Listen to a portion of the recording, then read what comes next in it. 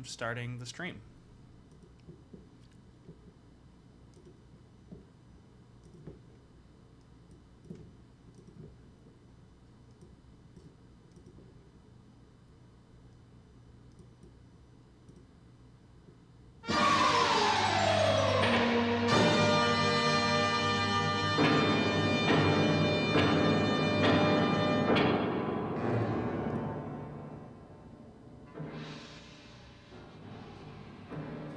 Maybe that's good.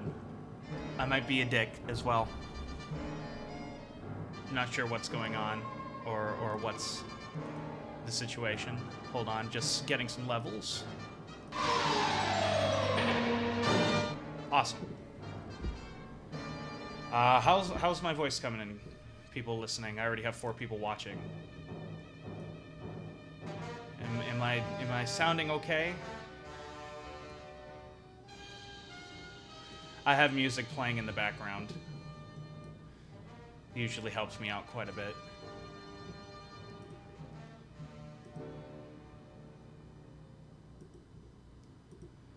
Hopefully that'll be good.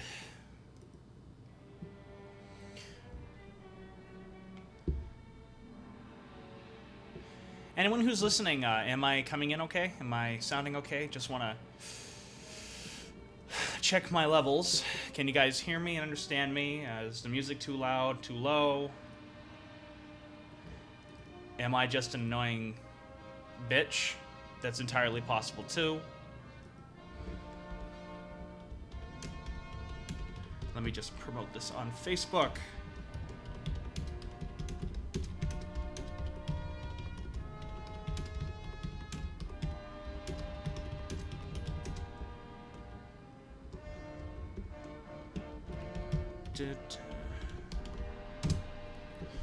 Hopefully that'll be good.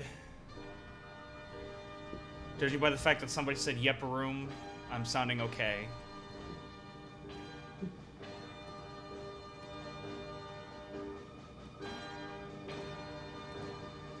I wonder if you can you guys do you guys know what soundtrack I'm listening to? It'd be cool if you guys can. Oh, I think I turned it up too much. There.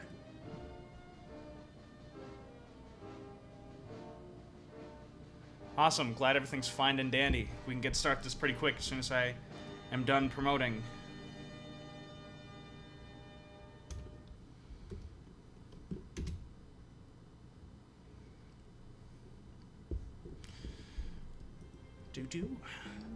Sorry, it's a little boring. Normally, at this point, I have guests with me, and we're usually dubbing around and having fun, but right now it's unfortunately just me. That was planned, by the way. I wanted this to be just me because this is, you know, a film that I certainly have some strong opinions for. All of you, I bet, follow me on Facebook and stuff like that, so you guys kind of know some of my opinion. I've kept my opinion, for the most part, except for my very close friends on Shin Godzilla, pretty quiet as a whole, but I bet you guys probably already can guess or know my opinion of Shin Godzilla. The question I have for all of you before we really get starting is, what were your opinion on it? And I want you to give it in just simple words. Did you think it was good, bad, indifferent? Just let me know in the comments section. I would like to get a gauge to know where everyone kind of stands on Shin Godzilla, because I am genuinely curious, because the outcome of this movie was not what I was expecting, or at least what I've seen from the general populace. So, I want to get your guys's gauge on the film. Again, just good, bad, indifferent, something along those lines. Of course, there's a delay, so I'm gonna have to wait a little bit.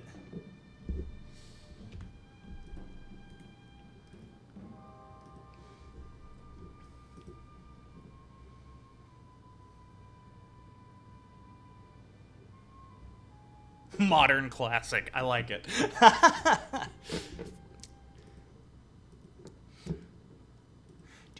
Still sharing. Now putting on Toku Legion, which I still think is an absolutely ridiculous name, by the way.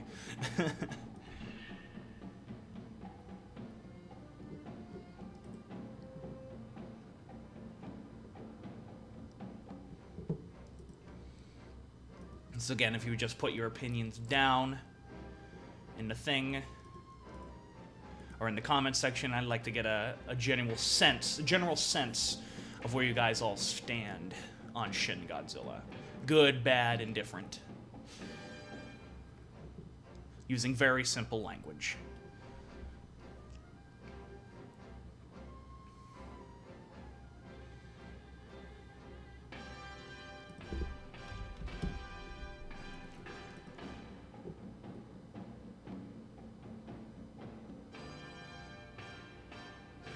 So the kind of gauge that I'm getting from you guys is that it was good. You know, that's always important.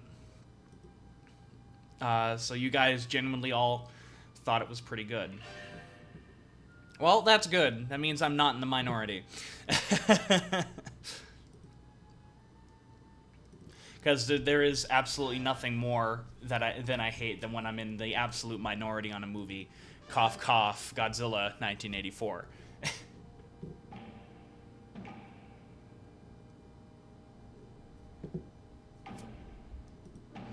Godzilla Kiru, I would not actually call this its Gojira in the modern age. I wouldn't. This is a very different take on Godzilla that is very, very clear right from the beginning of this movie. So I wouldn't call it a modern-aged Gojira, the original Godzilla. I would not at all. This is an entirely new take. Godzilla... I didn't mean to do that.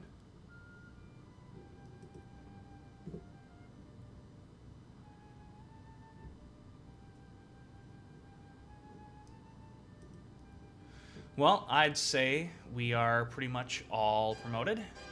Maybe.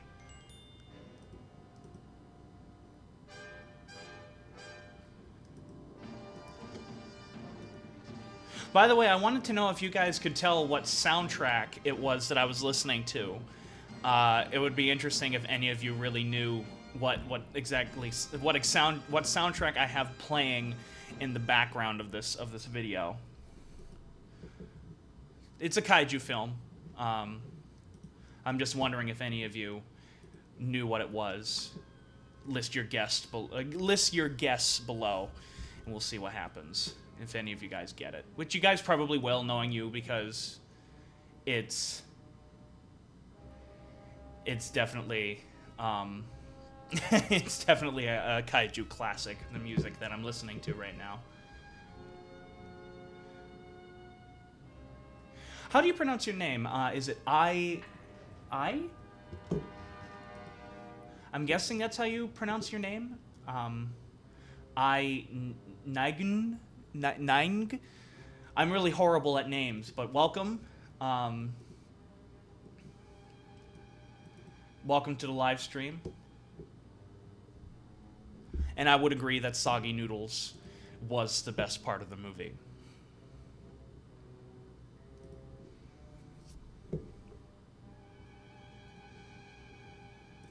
I'm still promoting a little bit. Toho Society, it is not Daimajin. This music isn't even by Akira Fukube, I'll tell you that.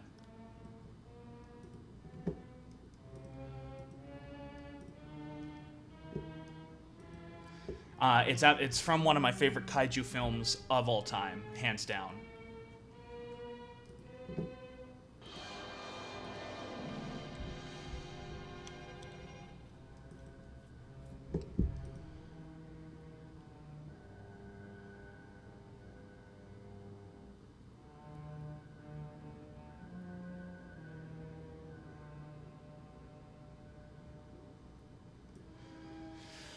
Well, I guess let's get started with this insanity.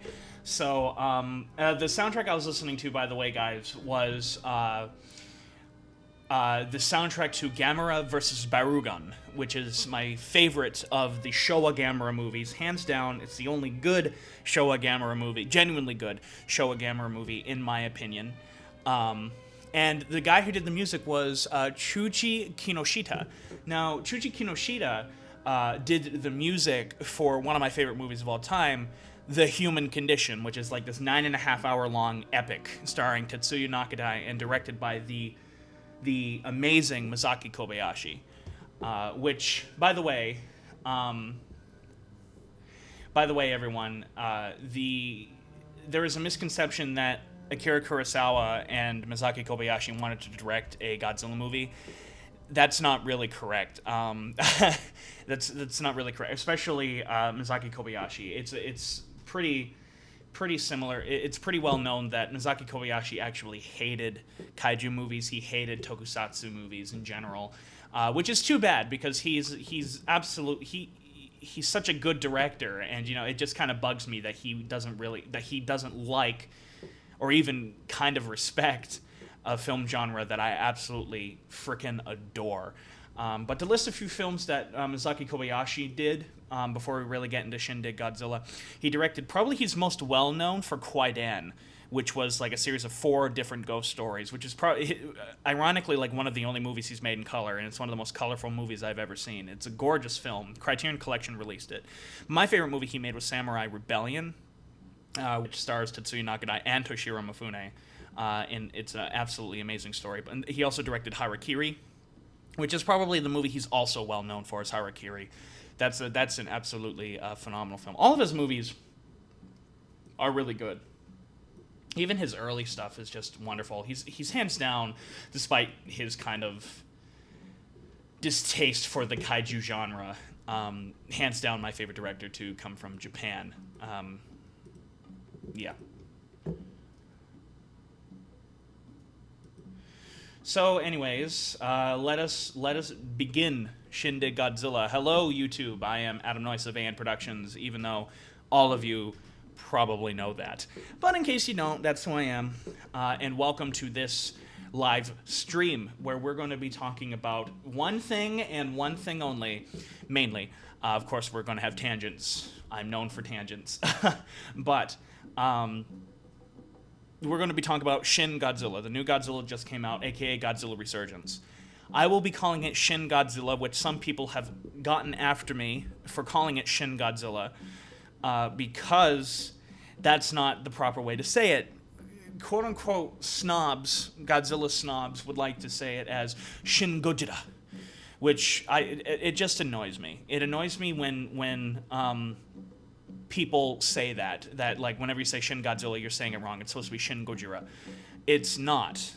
Godzilla is the Japanese name, is the American name for Gojira. Godzilla is the American name for Gojira. So I'm going to say Godzilla, damn it. And just to kind of bring that point home, that's exactly what David Callett does. And if you don't know who David Callett was the guy who did the amazing audio commentary for both Ghidra the Three-Headed Monster on that DVD, and he also did the Criterion Collection audio commentary for the original Godzilla, in which he refuses to call it Gojira or Gojira. He says, I will only call it Godzilla. So I basically have the same opinion of him, and I always basically have. And I don't like the name Godzilla Resurgence. I think Godzilla Resurgence is kind of silly. And also, resurgence means a return. There's nothing that's really returning. This Shin Godzilla is a complete and total reboot. This Shin Godzilla, this is a movie in which Godzilla has appeared for the very first time. And that in itself goes against the title Resurgence, which, by the way, Godzilla Resurgence isn't even a... Yes, Forever Kaiju, Gamera vs. Barugan. I just went into that. You weren't here yet. Yes, Brayton. It's Gamera vs. Barugan. But right now it kind of sounds like Jungle Bungaloo music, though. It sounds like something from Zombie. Anyways, what I was saying was that resurgence, it's supposed to have a meaning of like something is returning. Hence why, Independence Day 2 was called Independence Day Resurgence, and not just Independence Day 2, meaning that the aliens have returned. Which, by the way, that is the only reason why why Shin Godzilla got the name Godzilla Resurgence, was to kind of cash in on the success, or of the to-be success, of Independence Day 2. So I never really liked that title. And some people would say, well, Adam, Shin means new. Not necessarily. Shin can mean a multitude of different things. It could mean God, which is what I personally interpreted it as for this specific usage of the term. But Shin genuinely can mean something along those lines. And just to make sure, I'm actually going to type it up on Google as we speak. OBS is awesome, by the way. That's the program I'm using right now.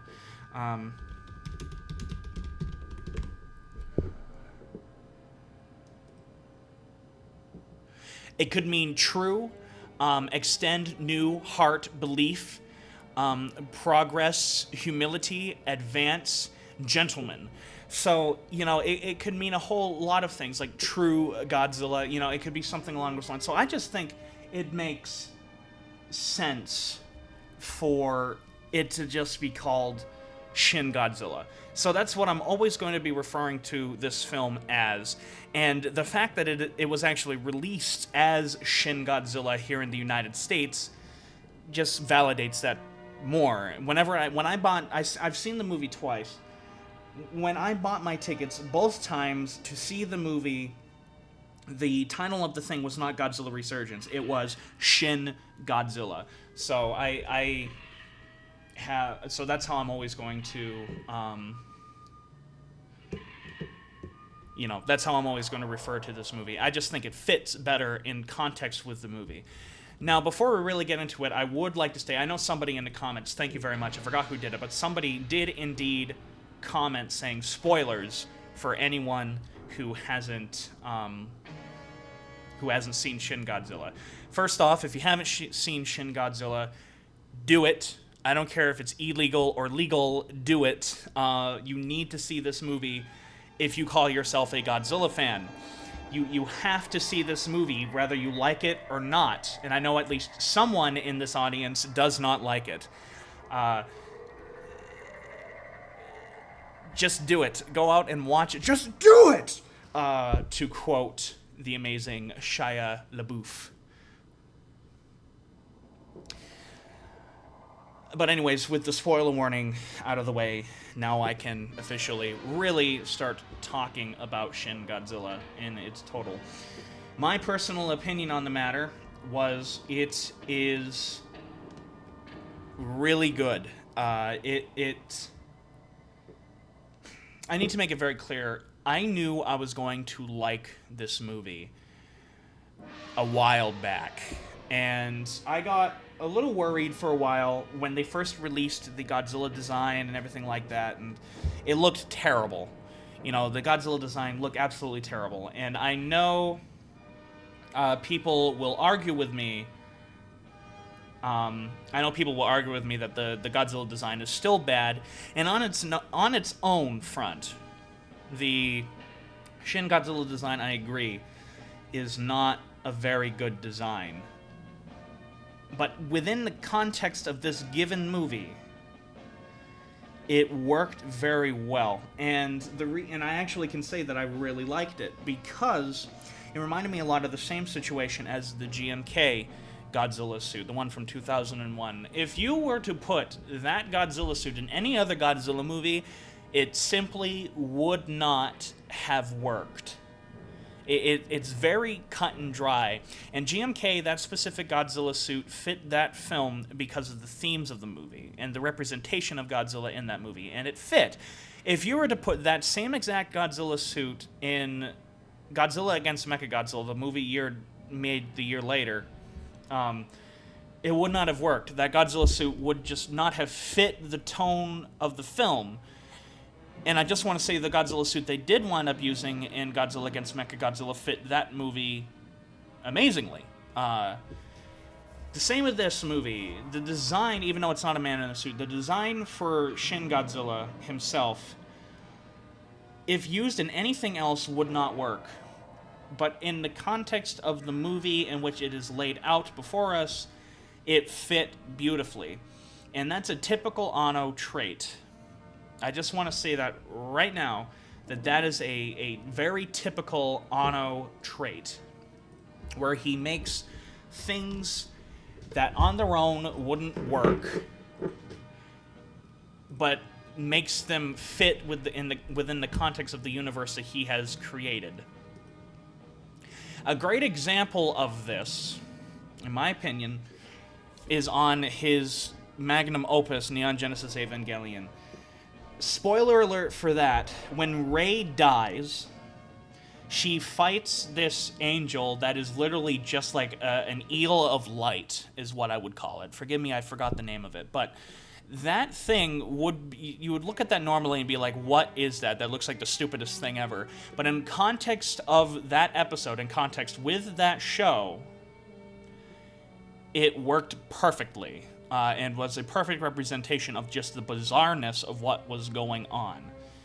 So that's my opinion on the main Godzilla design.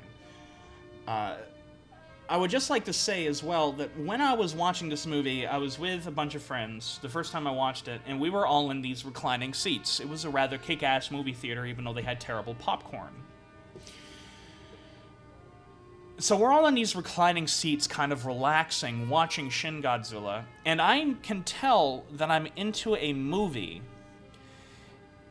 when I start leaning forward in my seat. And throughout the entire goddamn film of Shin Godzilla, I literally put down the recliner and was leaning forward in my seat because I wanted to know what was going on, and there was an intense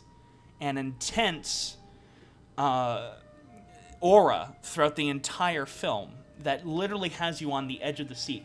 And a lot of that also comes from the editing as well. The editing was superb in this film, which was something that just came out to me in droves with Shin Godzilla. And this is typical Anno, which, by the way, it is clear right from the get-go that Hideaki Anno was the main director for this film. Shinji Higuchi mainly directed scenes with special effects that needed special effects in them. It is very clear that Hideaki Anno was the main director of the movie. In fact, he is even credited as such. Hello, Matt. And he not only directed it, but he also wrote it, and he also edited the movie, which I didn't know he edited the movie until really just before I watched the film. Which, knowing that he edited the movie, it makes perfect sense, because if you watch the first 15 minutes of Shin Godzilla, it is identical to how the first episode of Neon Genesis Evangelion is edited. And what I mean by that is that the film, especially the first 15 minutes, are just, every shot doesn't even last for like 5 seconds, and it just cuts to all over the place. And something that is very, very Hideaki Anno is that he never cuts to a reverse shot more than twice. It always, like, cuts to, like a shot of, okay, say I'm talking with my friend Mark. So typically there'd be 3 angles you'd use. You'd have a wide of both Mark and I in the shot, and then you'd have a close-up of me speaking to Mark, and then a close-up of Mark speaking to me. And typically, a normal film would cut between those 3 shots. Hideaki Anno doesn't do that. What Hideaki Anno does is he will use those 3 shots, but once those 3 shots are used, he will cut to something else. He will cut to a completely new angle, a completely new shot, and he never reused the same thing more than once, which is very typical Anno. Another director that does that, if you would excuse me, I want to get his name up, because I want to give him credit. William Friedkin. William Friedkin directed The Exorcist, the 1973 horror movie classic. The Exorcist does the same damn thing, where it never cuts to a shot more than twice. Never. And that's part of the reason why that movie is so creepy. You literally never know what's going to come next. And that's what Hideaki Anno did in the editing room of Shin Godzilla. You never knew what shot was going to come next. And the shot that really brought that out for me, the shot that really just made me feel uncomfortable, is the reveal shot of Godzilla's first form, which unfortunately has been ruined for me because of one of my friends making a meme of it. But the first shot, everyone kind of knows what it is. It is this wide shot. It was done with a telephoto lens where everything is kind of squashed together, and it has the first form of Godzilla snaking on the ground, moving towards you, and you have the crowd running in the foreground, and everything looks like it's kind of standing still and flat, because that's what a telephoto lens does. But anyways, it's literally like the first shot we get of Godzilla's first form, and it comes out of nowhere. And, you know, I kind of chuckle at it now, but, you know, it comes out of nowhere, and the way how Godzilla's first form is moving, the way how he's walking towards you, I know it's made fun of a lot, but was so unnerving and so creepy, it literally caught me off guard. And because it caught me off guard, I felt uncomfortable, which unfortunately my reaction to when I feel uncomfortable is to chuckle.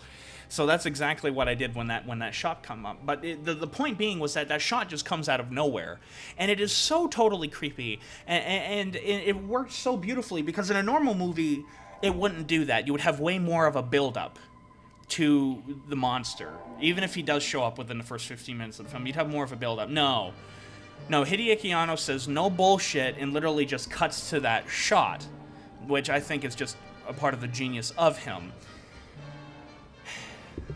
So basically, in a nutshell, I want to just say that Shin Godzilla is probably one of the best edited movies I have seen for a long time.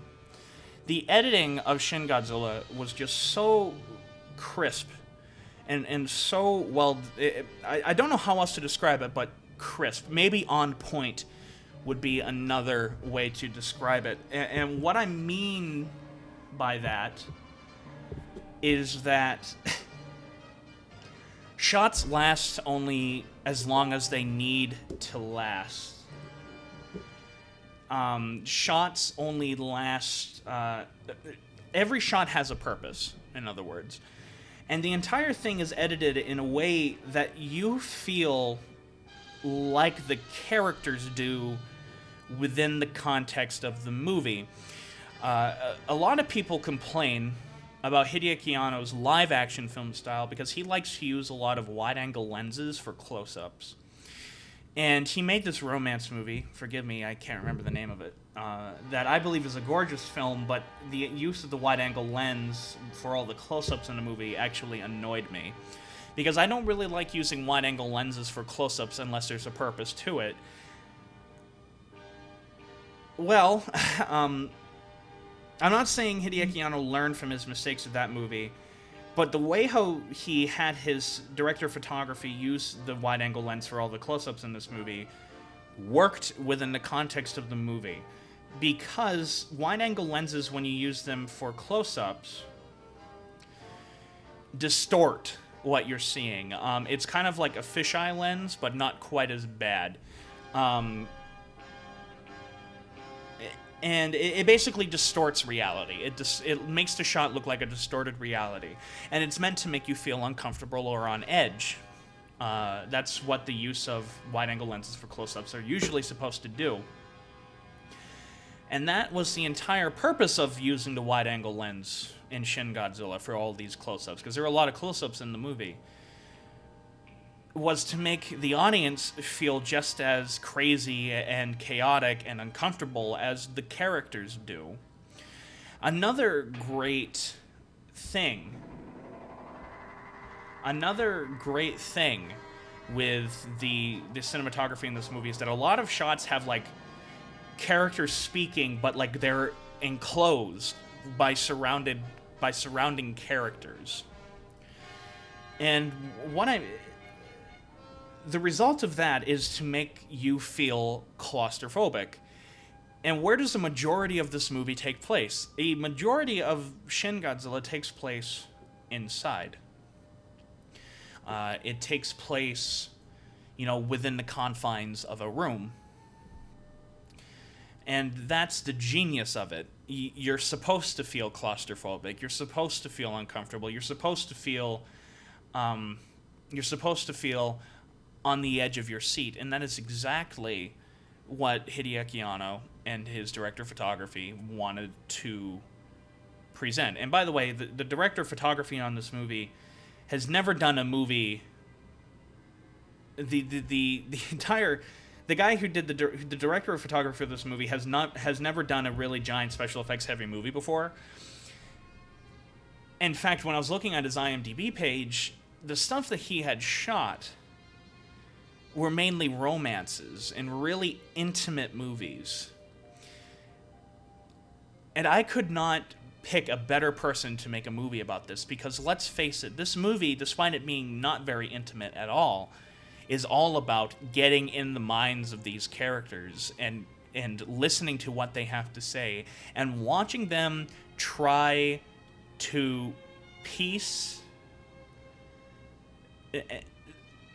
watch them trying to piece together what is going on, which is a great way to describe Shin Godzilla in a nutshell. Shin Godzilla is basically like watching a puzzle being put together, which is wonderful. I love those kind of movies. So the editing in this film, in a nutshell, some of the best I've ever seen. It really crisp, really well done, really on point. The lack of camera movement, and sometimes the camera movement, really is all done with a purpose, and that is how, in my opinion, cinematography is done. And everything like that. So, really well on point with that, in my opinion. Again, this is all in my opinion with Shin Godzilla in a nutshell. Yeah.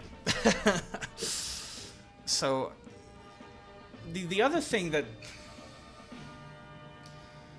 Shin Godzilla is clearly a satire.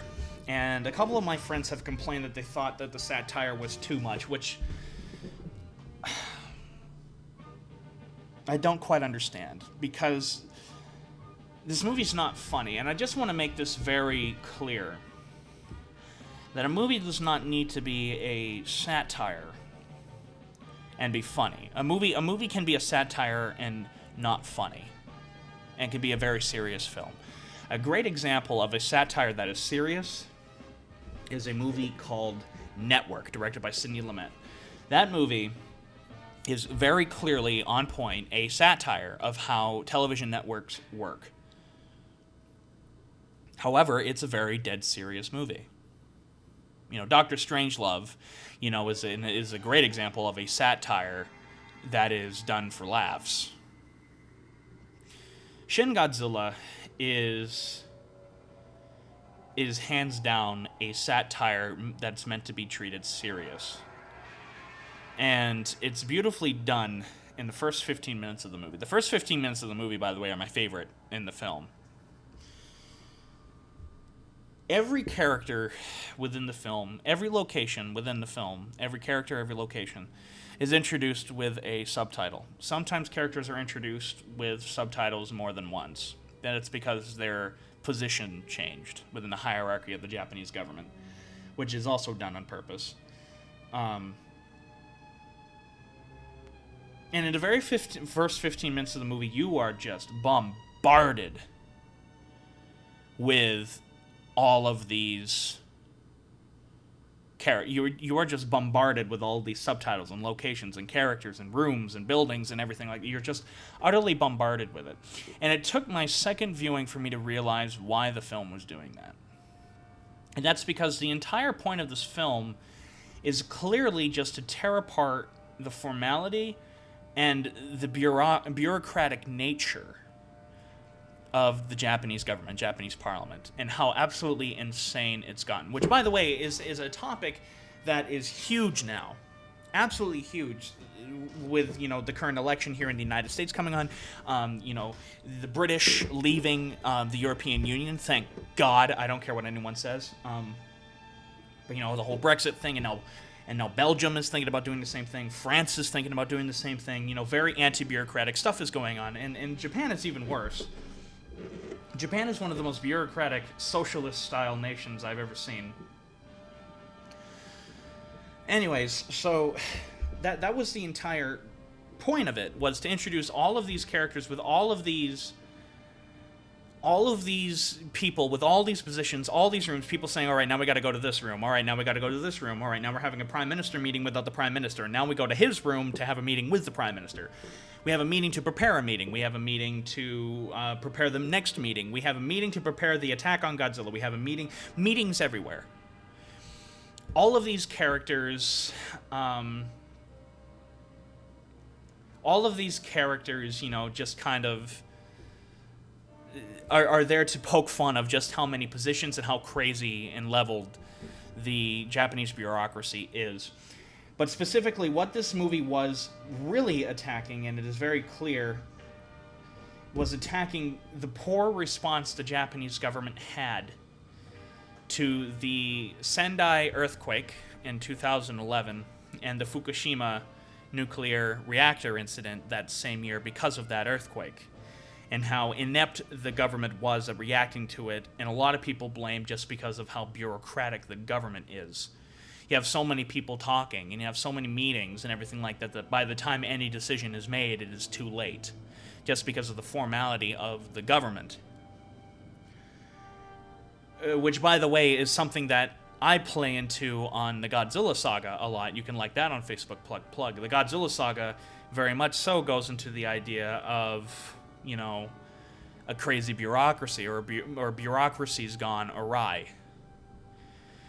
Which I didn't steal from Shin Godzilla, or anything like that. It's just my personal preference.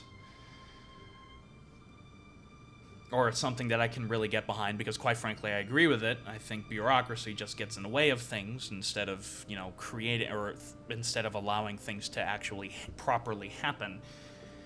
But the scene in particular that really showed just how in your face the commentary of this movie was, without it being directly in your face, is something that only Japanese audiences would get, which is something else that I really like this movie. This movie, like the original Godzilla, was specifically made for a Japanese audience. It was specifically made to target the Japanese people and the Japanese home, and to make Japan think, which was actually something that, you know, Shinji Higuchi has worked on before with you know, his remake to Submersion of Japan. It does the same exact thing here, but it's done way better here, mainly because Shinji Higuchi did not direct it, Hideaki Anno did. But I digress. The scene, Western audiences would not have caught on to it unless you really have studied Japanese politics and what happened in Japan in 2011. Which, I'll be honest, I didn't pick up on it until I started doing some research on it. What happened was that when the Fukushima reactor was melting down, when the Fukushima reactor was going haywire and all this shit was going down, the Prime Minister went on television to calm, you know, the populace down, and a question was asked, is there a chance that the nuclear reactor will explode? And the Prime Minister said, no, there is absolutely no chance that the nuclear reactor will explode. Only to then have, during that meeting, have somebody walk up to him, whisper in his ear that the Fukushima nuclear reactor has just exploded. That a tank has just exploded. Well, in case you guys don't know what I'm talking about, in Shin Godzilla, there's a scene where the Prime Minister addresses the people, the Japanese people, on a press conference saying, you know, this is the situation, we have this giant creature walking on land, blah, blah, blah, blah, blah. Or, no, we have this giant creature, you know, in the waters, he's caused a lot of trouble. A reporter then asks, will Godzilla walk on land? And the Prime Minister says, no. Only to then have somebody walk up on stage and say, oh, look, Godzilla's walking on land. The Japanese audiences would have gotten that. I mean that. Japanese audiences would have seen the parallels there. and would have gotten it.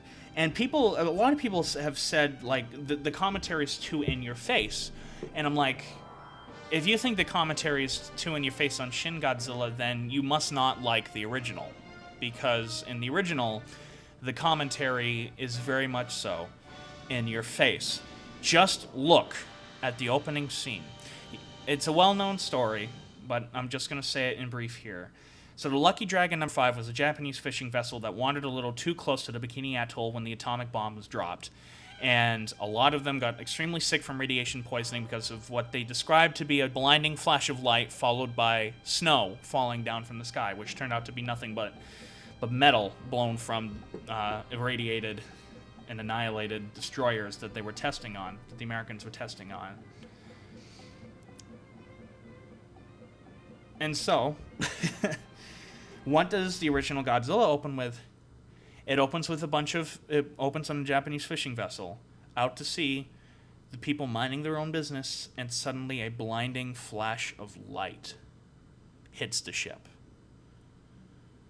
It's something that only really Japanese audiences would have completely understood the significance of that. Which, by the way, the original Godzilla was actually heavily criticized when it was first released in Japan because people thought that it was making light of of something that was very, very, very serious, when in fact the original Godzilla was not.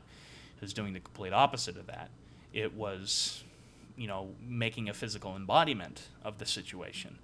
That's exactly what Shin Godzilla was going for, whether it be Hideaki Anno's idea or Shinji Higuchi's idea. Whoever's idea it was doing the right thing, and that he was going after,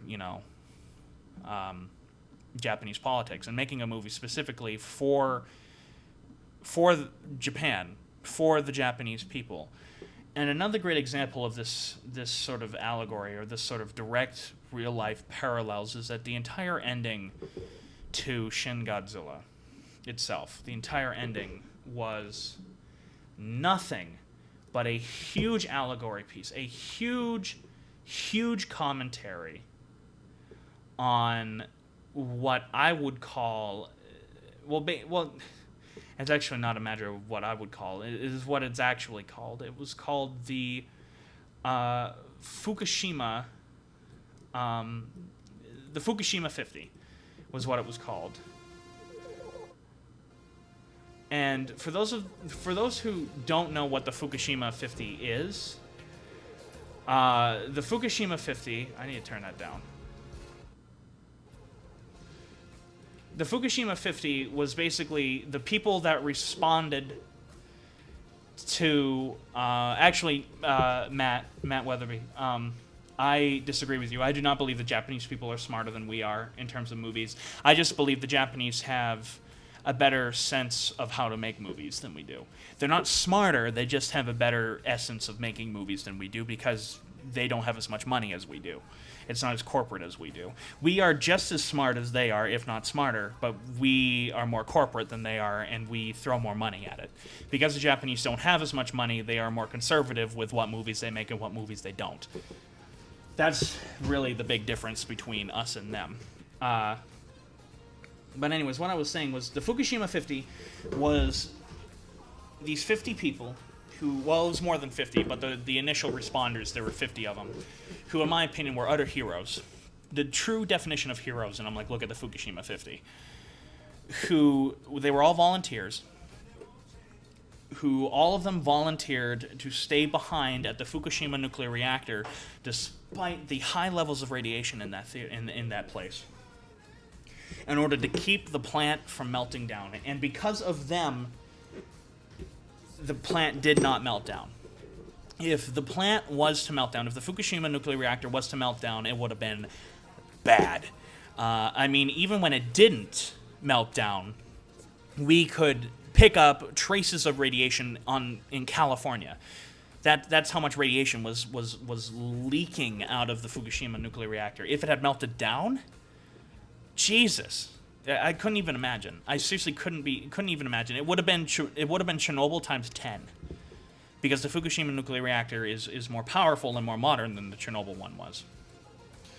But anyways, these 50 brave people volunteered to stay behind, knowing the fact that they would probably die, or at least get unbelievably sick, in order to keep that nuclear reactor from melting down. Now, what's interesting, and I picked up on this as soon as I watched Shin Godzilla, the entire ending of the movie of Shin Godzilla shows people volunteering, not being forced to, but volunteering to work on this operation in which they probably will die in order to literally freeze Godzilla. They know they're probably going to die, but they go in and freeze Godzilla anyways, and it's a rather badass sequence. Whoop. Even though I think, personally, the CGI in that sequence, we'll get into CGI later, but the CGI in that sequence was really, really clunky. But, you know, all these people who go up and try to freeze Godzilla, for example, the first wave that goes in, they try to freeze him, and they just get annihilated. Within a matter of minutes, they get annihilated. That was a clear commentary on the Fukushima 50, which is one of the reasons why, even if you don't like this movie, and I know a couple of you don't, even if you don't like Shin Godzilla, whenever they bring up the fact that this is Toho's Godzilla 98, I laugh at, because there was none of that commentary in Godzilla 98. Even if you do not like Shin Godzilla, even if I didn't like it, alright, let's say I didn't like Shin Godzilla and I thought it was a giant piece of shit, I would still say it was better than Godzilla 98, because this movie alone was a lot smarter than Godzilla 98. There was context to what was going on. There's a reason why what happens in the movie happens, and that's because it was drawing parallels to real life, and instead of using an actual typhoon or an actual tsunami or an actual nuclear meltdown, it was using a physical embodiment instead, which the physical embodiment was Godzilla. That's already smarter than Godzilla 98. Godzilla 98 was dumb. That is a dumb popcorn movie. All right? Whether or not you absolutely hate that movie or not, which, by the way, I don't hate Godzilla 98. Godzilla 98 is a dumb popcorn movie. Shin Godzilla is not. Even look at the release dates. In Japan, when all of the sort of popcorn movies get released in Japan, it's during the winter. You know, we have a popcorn season here in the States, and that is the summer, because that's when kids are off. You know, kids are off from school. In Japan, I believe that is during December? Mark, I think you know more about this. In Japan, don't they have different vacations than we do? Or like a different time periods than we do? Yeah, they have different vacations. Because, correct me if I'm wrong. Sorry if you guys can't hear me. But I'm trying to get this right. Correct me if I'm wrong. In Japan, they have they show more of their kind of popcorn movies in the winter. That I don't really know. I don't know about Okay. About how they release movies. Okay. Okay. I am sorry. Well, you failed me, Mark.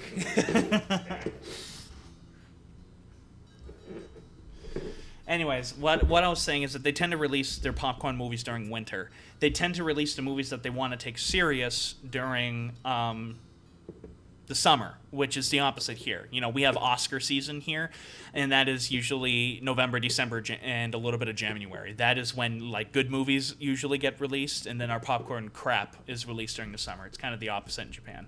This movie was released during the heat of summer, which in Japan would have been, you know, when all the good movies are coming out, which is kind of true.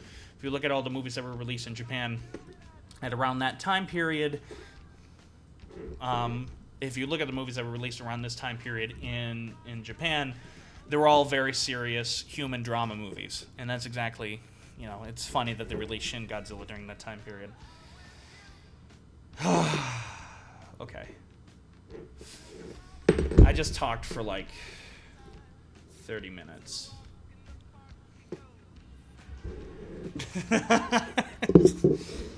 Oh, man. I have no notes either. I have absolutely no notes. I just found that really interesting. What were some of the things that you guys would find interesting, and maybe I could address them? You know, go ahead and leave in the comment section. I know there's a delay, but leave in the comment section what you found interesting, and I could easily address them. I hate this song. Thank you.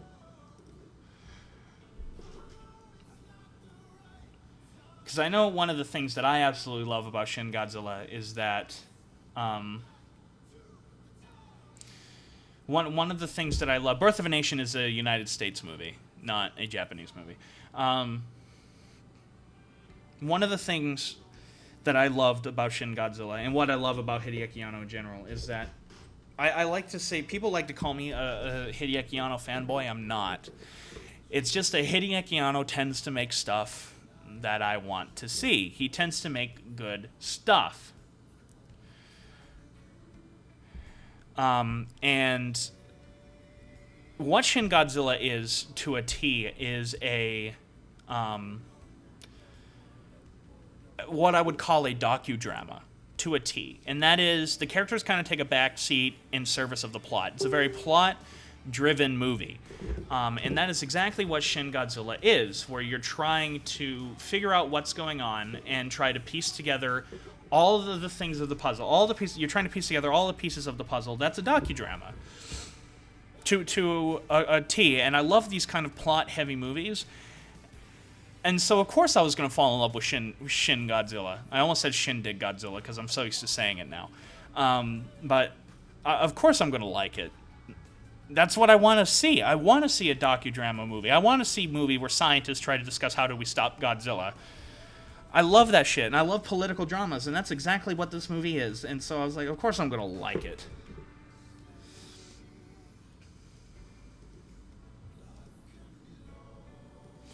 Joel Davis, you asked, do you think Shin Godzilla is the first worthy successor to 54? No. Fuck no. Just to list, as much as, I complain about the third act of Godzilla 84, I thought Godzilla 84 was a very solid movie. I thought that the third act of the film was unbelievably slow and boring. I won't go into any details on that because I don't want to start a fight. But no, I don't think this is the first worthy successor to 1954. GMK is a great one, a great successor. Even if you look at Godzilla vs. King Ghidorah, that's a wonderful successor. I love that movie. It's a wonderful film. So no, I wouldn't call Shin Godzilla the first worthy successor to 54. I wouldn't. What are my thoughts on Godzilla's new powers? I can tell you what. When I was down, if you listen to my live chat I did with Jacob Baker, the Kaiju Maker, you will know that I was down for a lot of his powers except for one, and that was the fact that he could shoot that fucking atomic breath shit out of his tail. I was like, that's a little too much. In context of the movie, it worked. Okay? It really genuinely worked. And again, I kind of went into why earlier on with using GMK as an example. But within the context of the movie, it genuinely worked. I really liked his new power. I liked the idea that he has kind of like a homing device that can kind of detect danger.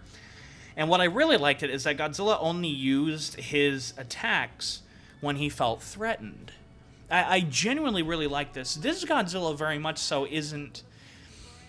Some people have complained that he doesn't have a character, and I'm like, well, then neither does the original. The original Godzilla doesn't have a character either. He's more of just an animal walking around, destroying things, a physical manifestation of the atomic bomb and the effects of the atomic bomb. That's exactly what this one is.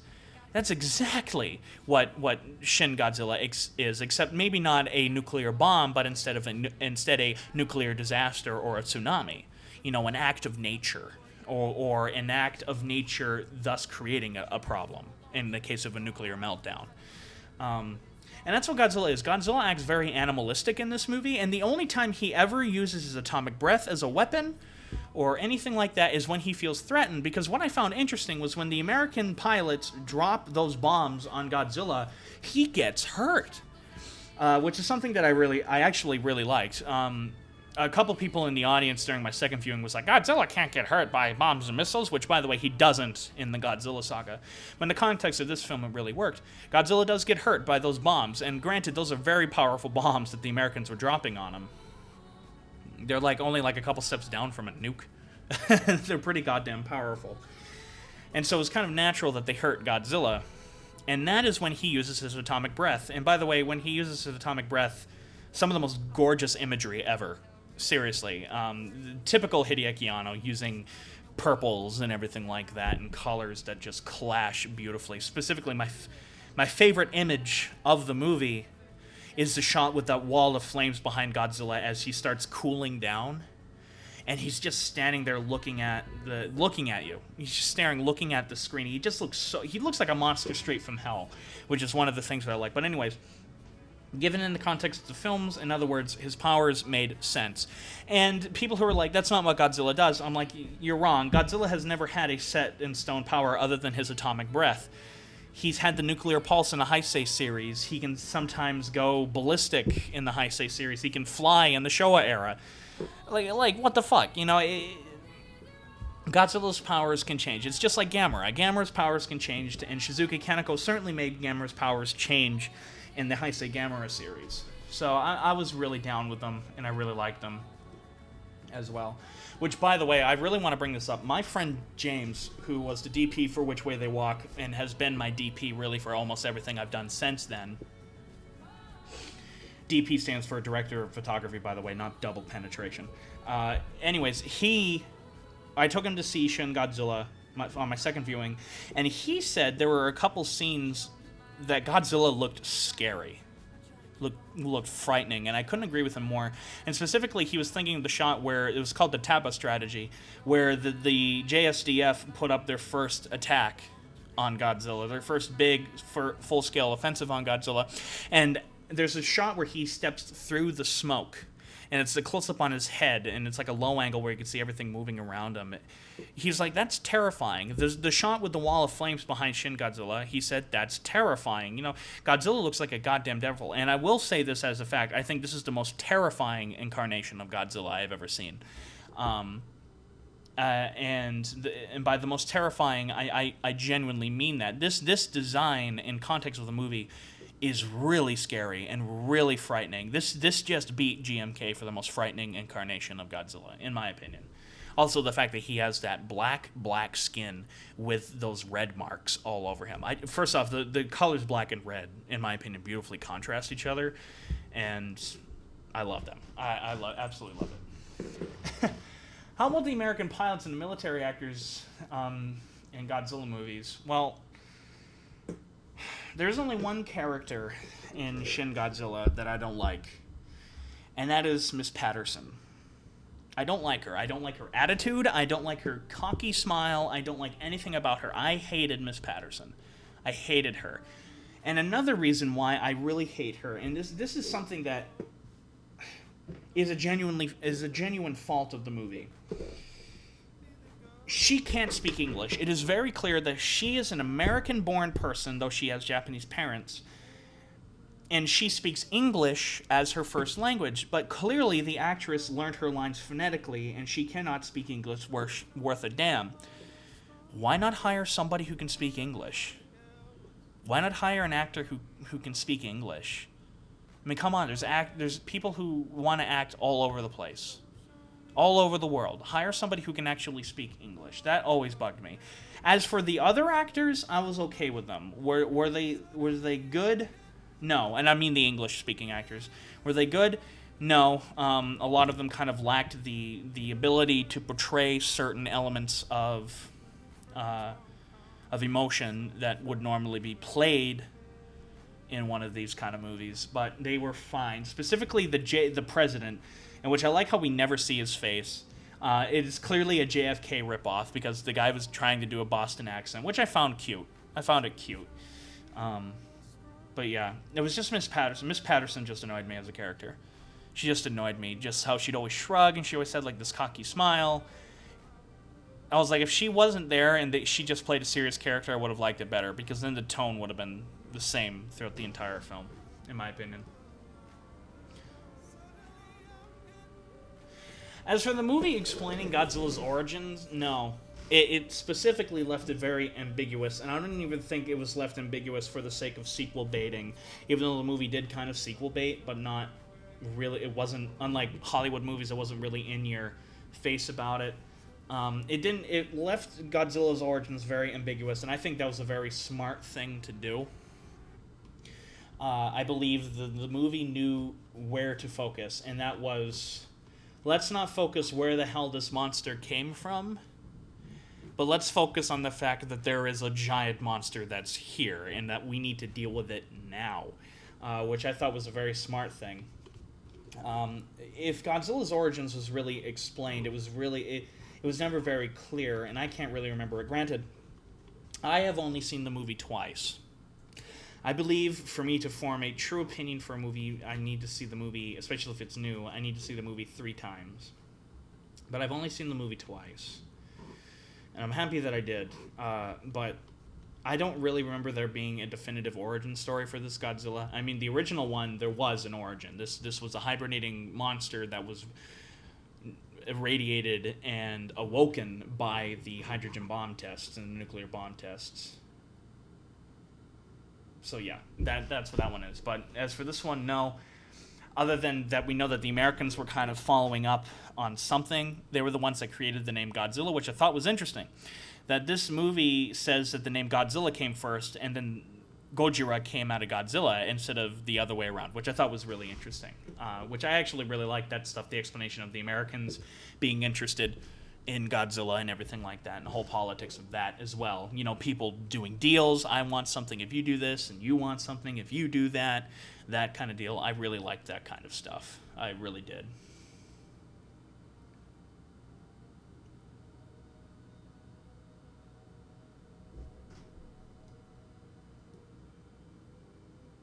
Well, the problem with Japan is that Japan has never thought globally. Japan usually just thinks in terms of Japan and their market in Japan. And so they never really cared about whether or not an actor can speak good English or not. What they particularly really cared about was whether or not, the film does good in Japan. That's all they really care about. And by the way, I kind of agree with them. That's where a country should focus on their movies, is, focus on domestic stuff. However, if you're going to do a movie that has a character who speaks English as their first language and so on and so forth, get a goddamn actor that can speak fluent English. In early Toho, there was an actor named Robert Dunham, which I knew his daughter quite well, or one of his daughters quite well, and we talked frequently. And the Japanese loved him. Toho loved him because he spoke not only fluent English, but also fluent Japanese. He was originally going to be a businessman, if I remember correctly, but then he got picked up as an actor. And because he could also speak fluent Japanese, as well as fluent English, he was hired quite a bit to play in several movies. He's most notably known for playing in Dogora the Space Monster, and also he plays the Seatopian Commander in Godzilla vs. Megalon. Stuff like that. In terms of Godzilla's origins, the closest thing I can really compare it to is like Hedorah. Hedorah was kind of like this embodiment of a bunch of organisms that just kind of come together. That's kind of what Shin Godzilla is. The fact that he's mutating into these multiple forms is very Hedorah-like, which I love Hedorah. I always have loved the kaiju Hedorah. I was a little skeptical about it with Shin Godzilla. I was like, Godzilla should have one form, and indeed he does have one form in the Godzilla saga. But in context with this movie, Shin Godzilla, I felt it worked very well. And another thing that I really liked about him having multiple forms in this movie is that the first 2 forms in particular, he looks like he's in pain. You know, it's like when he first walks on land, it's like his legs aren't even fully developed yet. And so he's kind of like sliding on the ground and like a snake and stuff. And it's really unnerving. And then, of course, his gills would open and blood would pour out of it, which, to be honest, I wish they did more with, other than kind of explaining that stuff was like extremely highly radioactive. I wish they kind of did more with that, and I wish they kind of showed Godzilla in more pain. I would have done that as well. Because, like, when he's mutating into his second form, if you notice, like, he has these weird lines that kind of shake up him, like he's almost looks like he's having a seizure, and then all of a sudden his arms fold out, and you can see, like, there's, like, a line of, like, this gunk and plasma and crap that's on them, and it's really disgusting, quite frankly. Really kind of gross, and I really liked it, because that's what Hideaki Anno wanted with this particular incarnation of Godzilla. Another thing I also want to note before I forget is you see, as the Godzilla's first form is moving towards this building, you see a mother, father, and their child saying, "We got to get out of here. We got to get out of here." Grab some stuff, only to then have Godzilla knock down the building and them die in the building as the building is falling. It's a really good effect shot, by the way. I can't help but feel that Hideaki Anno showed that kid being killed because he didn't like Godzilla 2014. Because everyone knows that in a Hollywood movie, you don't kill kids. Everyone knows that. Everyone knows that in Godzilla 2014, there's a scene where Aaron Taylor Johnson in Hawaii saves this little brat from getting killed. Because in Hollywood, you don't kill little kids, and the hero has to save the little kid. It's like Hideaki Anno was just like, fuck that shit, and says, all bets out the window, kill the kid. The only thing that would have been more extreme than that is if Hideaki Anno had a dog, and was like, you see that dog? You see Boomer? Yeah, kill him. let the audience know that absolutely no one is safe in this goddamn movie. Which I love. I love it when directors do that. Just look at Alfred Hitchcock in Psycho. You think your main character is safe until she gets murdered in the shower. 30 minutes into the movie. But anyways, I found that very funny as well. And stuff like that. Another thing, too, I just got to say, the script for this movie, way stronger than Godzilla 2014. In fact, that's my biggest complaint with Godzilla 2014, Legendary Pictures Godzilla, and that's just all I'm really going to compare the two, is that Godzilla 2014 had a very, very weak script with a lot of plot holes, specifically in the last act. Shin Godzilla's script was so down-packed tight, so tight, and so wonderfully written, and so wonderfully executed, for the most part. So wonderfully executed. When Godzilla freezes for the first time into that form and they're trying to discuss the plan of getting him, where they come up with the plan of freezing him and everything, I would have cut out about 10 minutes of this movie. About 10 minutes of the movie I would have cut out, and I think the entire movie would have been stronger as a whole. But if that's what I'm going to complain about with the script, I'd say that script is pretty damn good. The script is very good, very damn tight. It also helps that Shin Godzilla only had one writer, and that was Hideaki Anno, and Hideaki Anno knows his fucking shit. Hideaki Anno has proven that time and time again. Even though the rebuilds I don't find as good as Neon Genesis Evangelion, the rebuild movies are even extremely well written. And Neon Genesis Evangelion is extremely well written, Gunbuster is extremely well written, everything like that. It's absolutely wonderful. Which is another thing, too, I was really worried that he would kind of anime-ize this movie, because if you watch Shinji Higuchi's Attack on Titan, everything is so anime-ized in that movie, not only because it was based off of an anime, just barely, though, but also, like, anime shit doesn't work with live action. That's one of the reasons why I don't like anime either, is because everything is so over-the-top and over-sexualized. Everything in Attack on Titan, both movies, even though I have... actually, no, just the first movie. To be honest, I haven't completely seen the second movie. I turned it off, but was so over-the-top, so anime-ized. I hate that. And a lot of Japanese movies just do that now. Just do that over-the-top shit. Shin Godzilla is very grounded in reality. very grounded. The performances never really seem to be over the top, with a couple of exceptions. There are characters that kind of make you laugh, which that's another thing too that I really liked about Shin Godzilla. There are humorous moments in it, but they're not like laugh out loud funny. They kind of just make you chuckle, and that's kind of what I want in a movie of this kind of caliber. It's not scenes that make you go, oh, ha ha ha, you made a fart joke.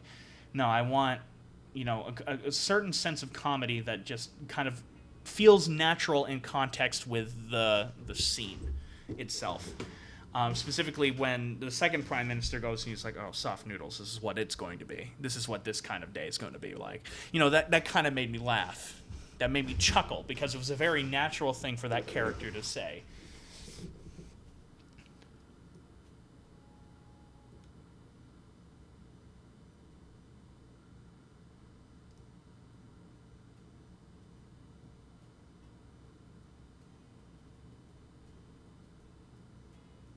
Sorry, I'm just looking at the comments right now. The elements that I thought were weak in Shin Godzilla, though few and far between, I would just like to make that very clear, was mainly what I just talked about. I would have cut out about 10 minutes worth of this movie in the second half of the film. I felt like the first half of the movie was far superior to the second half of the film. There is a moment after Godzilla freezes for the first time. I hate that track. Where Godzilla freezes for the first time, and it wasn't that it was bad. It was really well acted and everything like that. Don't get me wrong, but it just kind of the pacing of the movie just kind of came to a screeching halt at that moment. And with a docudrama, you kind of need to keep the pace moving. One of the greatest docudramas I've ever seen that's not a historical event is The Andromeda Strain. The Andromeda Strain, seriously watch it, directed by Robert Wise. Best cinematography I've ever seen in a movie in it, ever, comes from that movie. The pacing is just so in your face the entire time, and it never stops. It's so relentless. And that's what I wanted Shin Godzilla to be. And for the most part it was, and for the most part it really delivered. The other thing that I felt was kind of weak about this movie was the ending. The ending, I felt, and not specifically the ending itself. What I mean by the ending is the special effects. The ending had the weakest special effects in the entire movie. Godzilla just seemed to move so unnaturally and not in a good way, and it was so obviously CGI. I mean, before that, there was quite a few shots where you're like, that was kind of questionable CGI, but it wasn't bad. Like I've seen a hell of a lot worse. What would have saved that, in my opinion, was if they waited to do the final attack scene at night. It's kind of like the reason why they did a lot of, especially early on in tokusatsu movies, a lot of their stuff at night was because they could hide the trickery of some stuff better. That's one of the reasons why the original Godzilla looks as good as it does, was because they hit a lot of the fakeness, the phoniness of the scenes at night with low-key lighting and everything like that. I feel like the ending just would have been more superior and less distracting if they did that as a whole. If they just waited until nighttime. Just have it where Godzilla would have unthawed at night instead of have it where he comes out in the middle of broad daylight. It just would have hid a lot of the phoniness of it.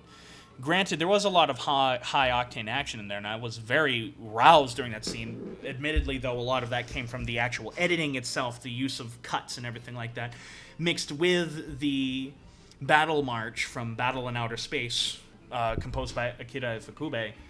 That helped a lot, and it was still a very satisfying ending. It was just the special effects were very questionable in that scene, and it just kind of bugged me. And I know that's kind of an unfortunate thing to sort of say, but that's just what I wanted to bring out. Other than that, not too much. Other than Miss Patterson, I've already talked about Miss Patterson beforehand and why I don't like her. Not very much. This wasn't like Godzilla 2014, where as soon as Bryan Cranston died, the movie lost focus. No, this movie had a pretty damn set focus, even during those really slow scenes that I probably would have cut out towards the second half of the movie. It still was pretty focused, and I will certainly give Hideaki Anno props for that, and I will properly credit Hideaki Anno with that because he was the one that wrote the damn movie and edited it. So, Alex, the Kaiju fan, you find GMK a bit overrated. Well, you see, I'm glad somebody else doesn't really care for a really highly ranked Godzilla movie. Mine is Godzilla 84.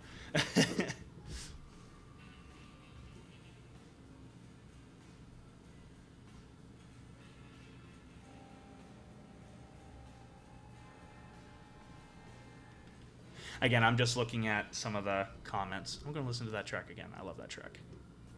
That one. What were your thoughts about the first use of the new Godzilla breath? It's smoke at first, then fire, and then actual atomic breath. Godzilla Kiru. I went with a friend on my second viewing named Steve Bono, and he loved it because he wasn't expecting, because he kind of avoided a lot of spoilers with the movie. I mean, he knew that there were going to be multiple forms of Godzilla and everything like that, but he avoided a lot of spoilers. When Godzilla opened his jaw for the first time and you just see his bottom jaw just split open like a snake, oh, it's so gorgeously unnerving is how I would describe it. And typical Anno, making something really unnerving and really disturbing, no rhyme intended, but make it beautiful. I mean, let's look at the end of Evangelion, for example. Literally everyone on the planet Earth is dying. Everyone is fucking dead. Everyone you knew and loved is dead. But yet, it is the most gorgeously drawn, most gorgeously shot thing you could possibly imagine. Again, he loves to take these sort of disturbing sequences and make it beautiful, which is in itself unbelievably twisted and fucked up, but I love it for that same reason. And that fire breath sequence is no exception. It's kind of funny because if you watch Godzilla from Godzilla 2014, that in particular Godzilla is clearly a brawler, is clearly kind of like the bear who will get down and dirty and actually physically fight you. Well, Shin Godzilla is the complete opposite of that. Shin Godzilla is this slow-moving brute that just kind of, there's no other way to describe him other than like a giant tank. That's exactly what he does. And also, Godzilla 2014's breath is really weak. I mean, it took a lot of power for him to kill the two Mutos. This incarnation of Godzilla literally is just standing still that entire sequence and just annihilates Tokyo. Just annihilates Tokyo. First, it's like that kind of gaseous thing, which I'm not quite sure what that is. Maybe it was a gas, maybe it was plasma, I don't know. Probably plasma, because that would be more of a reference to the Heisei series. That would be my guess. I could be completely wrong. But suddenly, it's like there's a spark that literally catches that stuff all on fire, and then it slowly concentrates into this beam. And I love the sound effect as well. It was a mixture of Showa sound effects with something new, and I love that. Which, by the way, that was something I also really loved about Shin Godzilla, was the sound design. The sound design of this movie was so primitive, but yet it worked so well. It was such a great homage to Showa-era science fiction movies, which was Hideaki Anno's favorite. Just really wonderfully done and gorgeous, despite all the things that happen in that scene and how really sad and terrifying it is. It's unbelievably gorgeous. There's something, just a mixture of that purple and the orange and the reds and the blacks. Really well done. It's one of my favorite sequences in the movie. It truly is. Absolutely loved it. I loved his atomic breath. Godzilla 154. Yeah, you're absolutely right. He bleeds because there's they hit an open wound. Not an open wound, but he has an open spot in his back, which I loved, by the way. I personally really liked that. I really kind of liked that this Godzilla was still, kind of forming into his current mutation. I really kind of like that. And the reason that he does bleed, I personally really liked it. I didn't think I would, but I did. Again, it just kind of goes to props to the people that worked on this movie for making it work.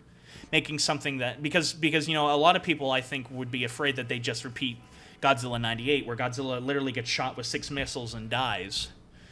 No, this Godzilla takes that, and then if you notice, he doesn't even like really do anything. Even when he's getting attacked by all the tanks and everything, what's terrifying about that is that he just walks in a straight line the entire time. Godzilla just walks in a straight line and just doesn't stop. He just keeps on fucking moving, and all of a sudden, when he gets hurt, suddenly he's like, oh shit, these tiny little ants, they're kind of a problem. They've kind of grouped together and now they've hurt me. Well, I guess I've got to hurt them back. I've got to attack back. In a form of self-defense, which is something that, I really appreciate about this, is that this Godzilla doesn't attack because he hates humans, which is the total opposite of my Godzilla, by the way, in the Godzilla saga. My Godzilla, the reason why he does everything he does is because he hates us. But this one, he's just doing it out of self-defense. I personally really like that, I just found that really interesting. I found that really creative. I found that a really interesting way of making Godzilla a character without making him an actual character. Does that make any sense? He doesn't have any like dimensions to him, but he's like if somebody was to literally release a bull in a china shop.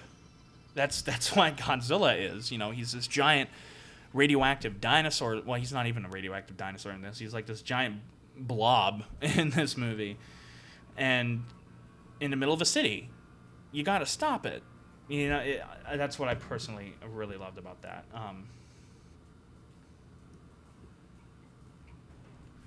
I agree with you, Jamie.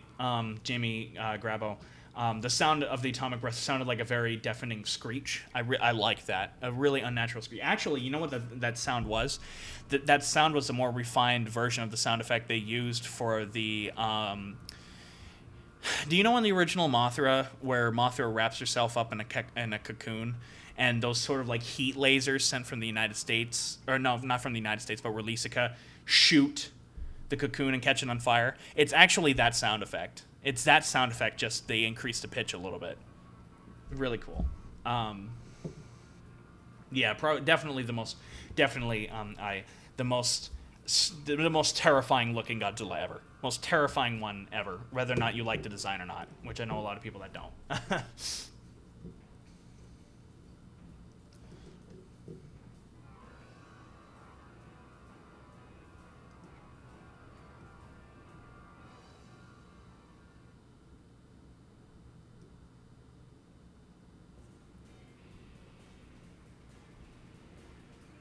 As for Roll the Dice reviews, I'm guessing you're referring to me not liking Miss Patterson. Yeah, I didn't really like her.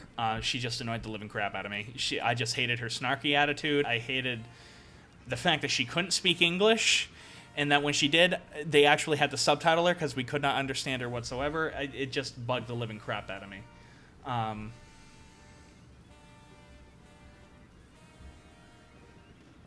Yeah, whenever she spoke, Alex, the Kaiju fan, whenever she spoke English, I was just dying of laughter.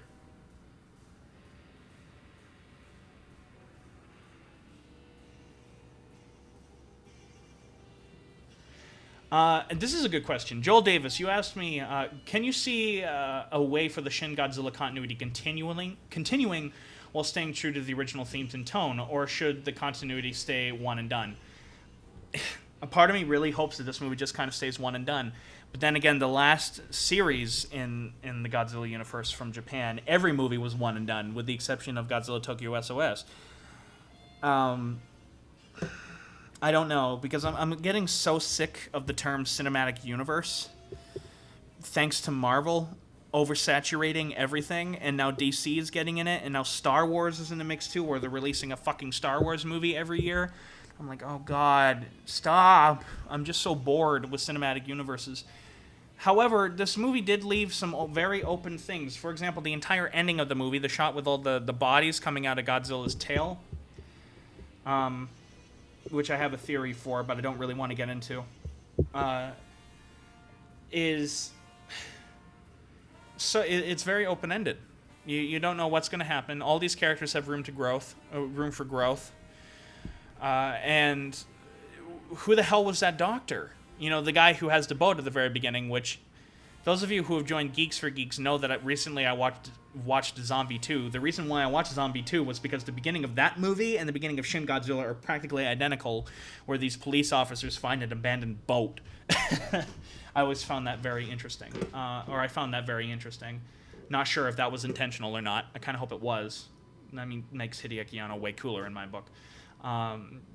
Either way, I'm going to support it, Either way, I'm going to support it because Japan knows what they're doing. But one thing is very clear, everyone.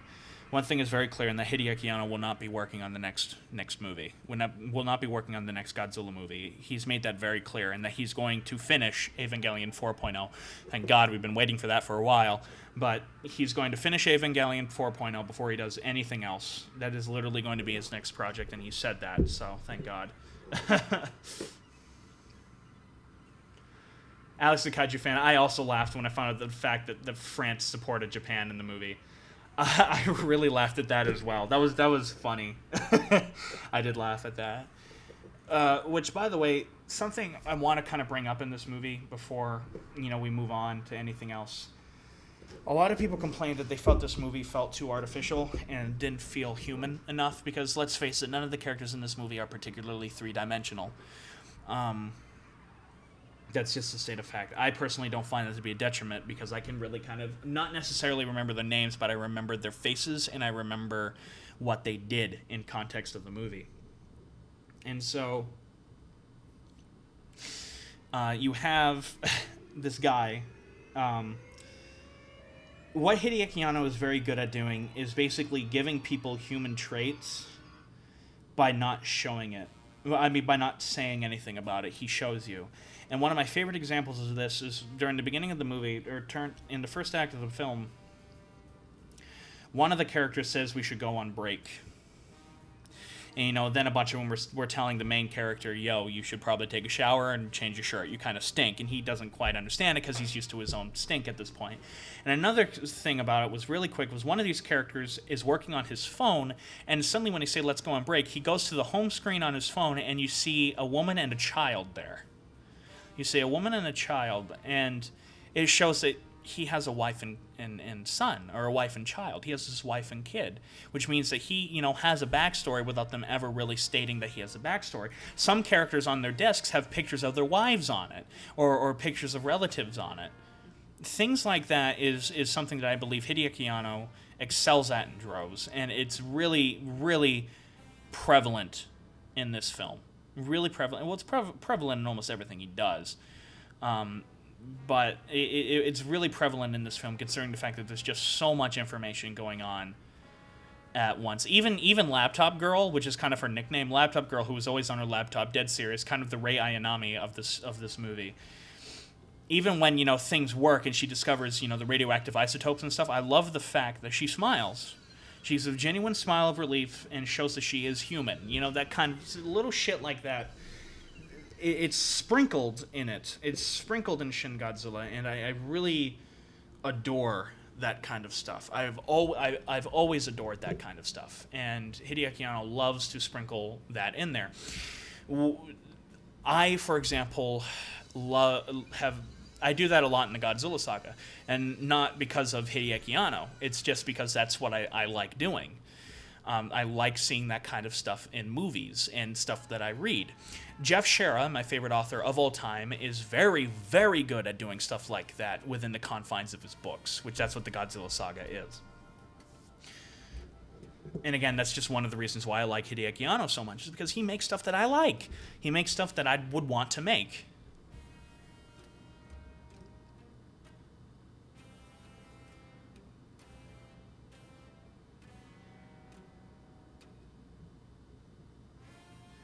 To the Toho Society, yeah. In a nutshell, he wrote in the comments, in a nutshell, Godzilla was basically a bunch of microscopic organisms that adapted and adapted to a dumped radiation site from the 40s and 50s, and Goro was studying them and committed suicide and was absorbed, which kind of explains the ending of the movie, which could be played on intensely. That maybe this Godzilla has a soul. That could be really played up on. Because the idea of Goro, despite the fact that he's never seen in the movie, is very present throughout the entire thing because he's talked about a lot. He's kind of like Godzilla from Godzilla and King Ghidorah, where he's talked about 95% of the time and is only in the movie about 5%. But anyways, you know, the idea that like his wife got radiation sickness and died, and therefore he had like no reason to live anymore. He was a character without actually being a character, and in my opinion, the most intriguing character, even though he's not actually in the movie. So I found that very fascinating as well. Yeah, Godzilla reminded me of Hedorah in this movie a lot as well, which I've already said how much I love Hedorah, but Godzilla really does remind me of Hedorah, or like a new adaptation of Hedorah. I don't really know how else to describe him other than that, and I've always found that really fascinating. And at first I was kind of like, really? Like, why don't you just make a fucking Hedorah movie? Which, by the way, I'm for. Toho, take note if you're listening, even though you won't because I'm just a fucking peon. But, you know, it worked. It really genuinely did. And I'm not saying this because I'm a fanboy of the movie. This isn't like what I was with Godzilla 2014. If you watch that final episode of World War Godzilla, I was in fanboy mode talking about Godzilla 2014. I wasn't being critical about the film at all. I was just hyped on the fact that I saw a Godzilla movie in theaters. And I look back at that and I'm like, what a stupid idiot. Because the movie has a lot of problems. Mainly with the script. Looks great. It's acted fine. Music's pretty good. It's just a script. You know what I'm saying? And this movie I'm not fanboying over. I want to make that very clear. I had a very level head going into this movie. A very level head. Even though I love Hideaki Anno, I love Shinji Higuchi, I love Shiro Sagisu, who did the music. I kept a very level head. And I don't feel like I'm fanboying over it. I genuinely think that this movie is a good movie. I would love to watch it a few more times, though, until I get fully formed with my opinion on it, even though I've been stating it a lot here. Do my best Mrs. Patterson impersonation. Godzilla. Godzilla it's a DOA's code name. Godzilla. Godzilla code name Odo Island or Gojira. That's my impersonation of Miss Patterson. Oh,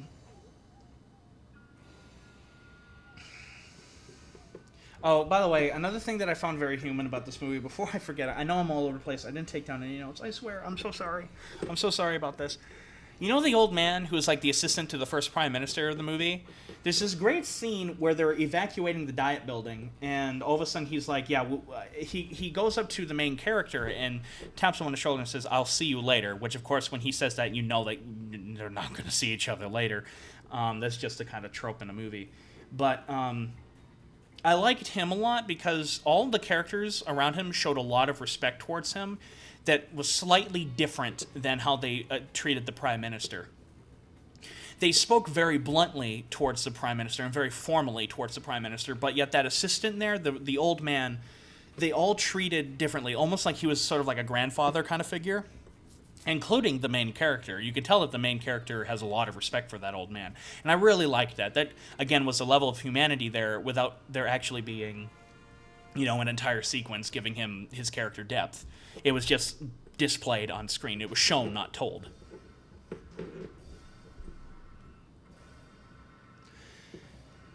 Josh, yeah, the face from the first form actually kind of scared me too. It didn't scare me. It just looked... I don't know how to describe it. It looked goofy and unnerving. You know, like if you just look at a still of it, you're like, oh, it's kind of cute in a really kind of disturbing way. And then all of a sudden you see it moving in the movie, you're like, oh, that's just kind of disturbing. And everything like that. So...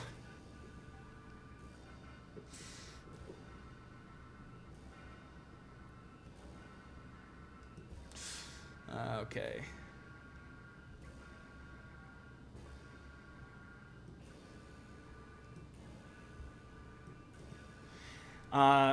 Adam, if freezing Godzilla didn't work, and an atomic bomb would have been thrown at it, would have been thrown on it, how would you feel about that?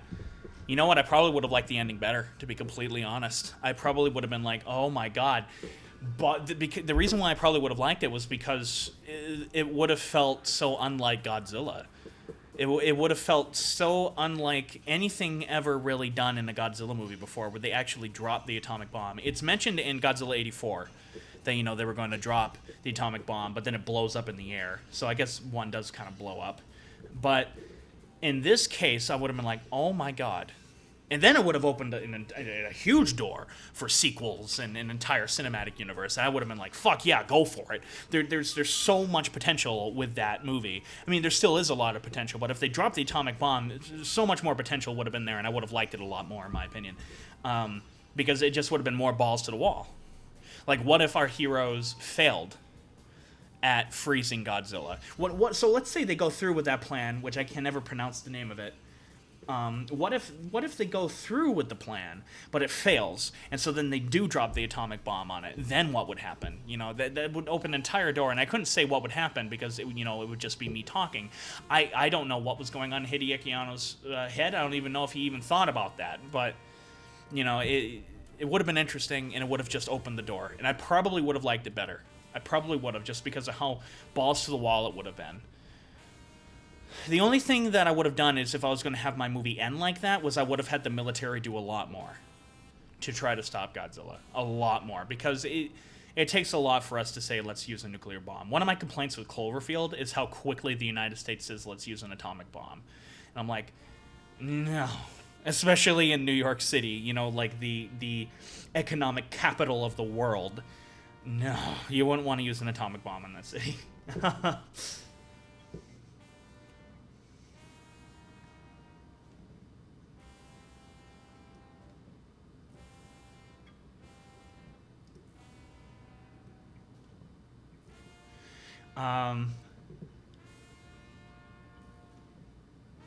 Oh, Godzilla Kiru. Did you notice that Godzilla? They said Godzilla too. The Americans. Yeah. Yaguchi. There we go. Yeah. Thank you. The Yaguchi plan. Yeah. Actually, you know what? If they dropped the atomic bomb at the ending of the movie, it would have been extremely hard for Japanese audiences to watch. I think it would have been even more. It would have added that much more of a punch to it.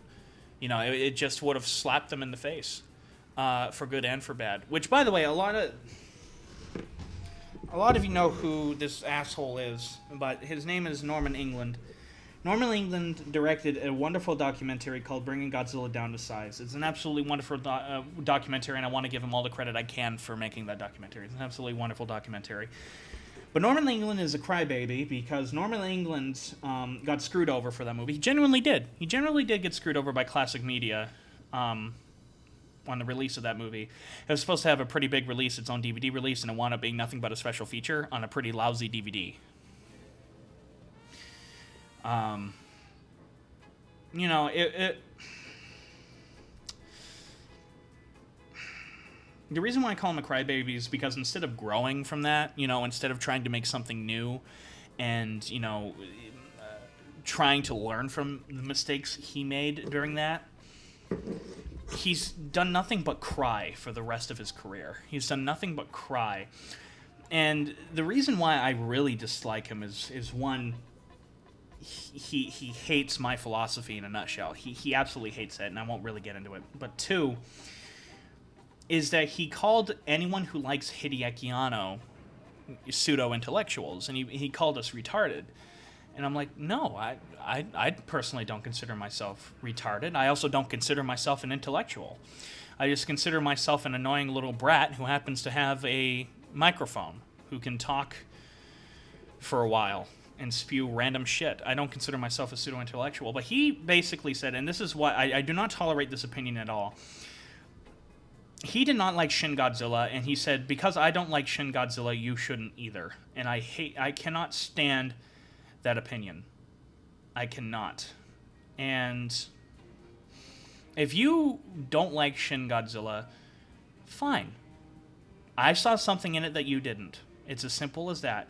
Or let's say I hated this movie, and that this entire time I've been talking, this hour and a half, I would just say, I'm glad you guys like it.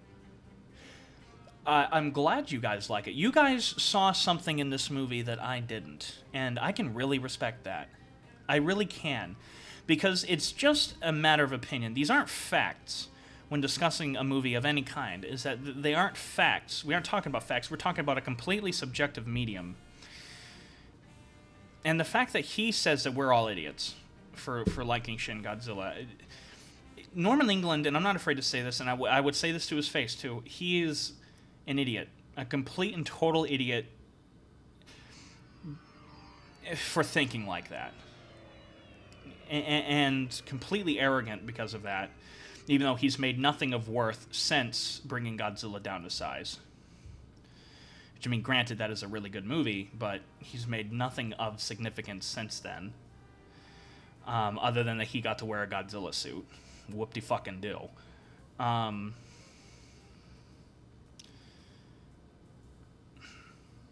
That's just wrong. That kind of opinion, it is. It's just wrong and mean and a horrible opinion to have. And the fact he was like, the movie, I don't even think he actually saw the movie, because he was like, the movie was really shallow and hollow, and I'm like, did you even watch the film? Shin Godzilla is the total opposite of shallow and hollow. It's a very serious and compelling film. Whether or not you like it or not, you cannot deny that it at least has depth. It has a certain level of depth to it. And he didn't see it, which, all right, I guess, fine. You don't have to see that. But don't ever say to somebody that you can't, because I don't like something, you can't like it either. Never be like that, any of you. And if any of you were like that, I would let you know it in a heartbeat. But anyways, and so on and so forth. Okay. I hope you guys don't hate me, but I'm still going to continue to live stream, but I am going to go get a drink quickly, okay? So I will be right back.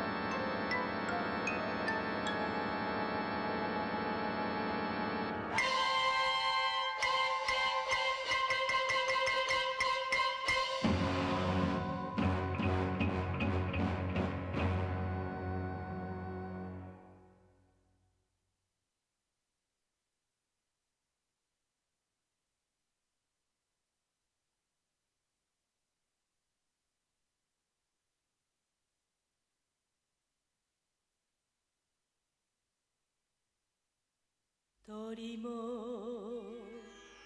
魚もどこへ行ったのトンボも蝶もどこへ行ったの水銀コバルトカドミウム鉛硫酸オキシダンシアンマンガンバナジウムクロムカリウムストロンチウム汚れちまった海汚れちまった空生き物みんないなくなって野も山も黙っちまった地球の上に誰もいなけりゃ泣くこともできない返せ返せ返せ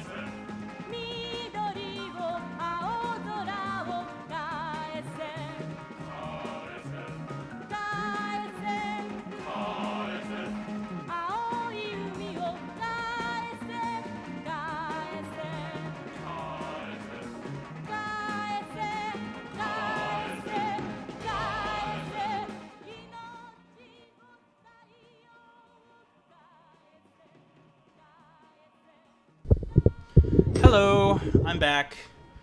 Barely. I got my drink. I've just been talking for an hour and a half, so please forgive me. I needed a drink. How's everyone enjoying it?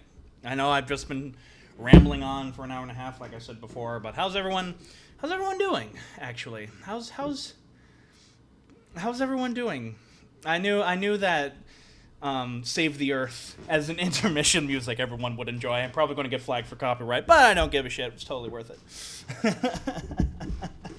Oh yeah, that song is extremely nostalgic for me as well. I mean, let's face it, Godzilla vs. Hedorah was my very first Godzilla movie. So, of course it's going to be a bit nostalgic for me. But granted, I'm one of the few people who thinks Godzilla vs. Hedorah is genuinely a good movie. So, God.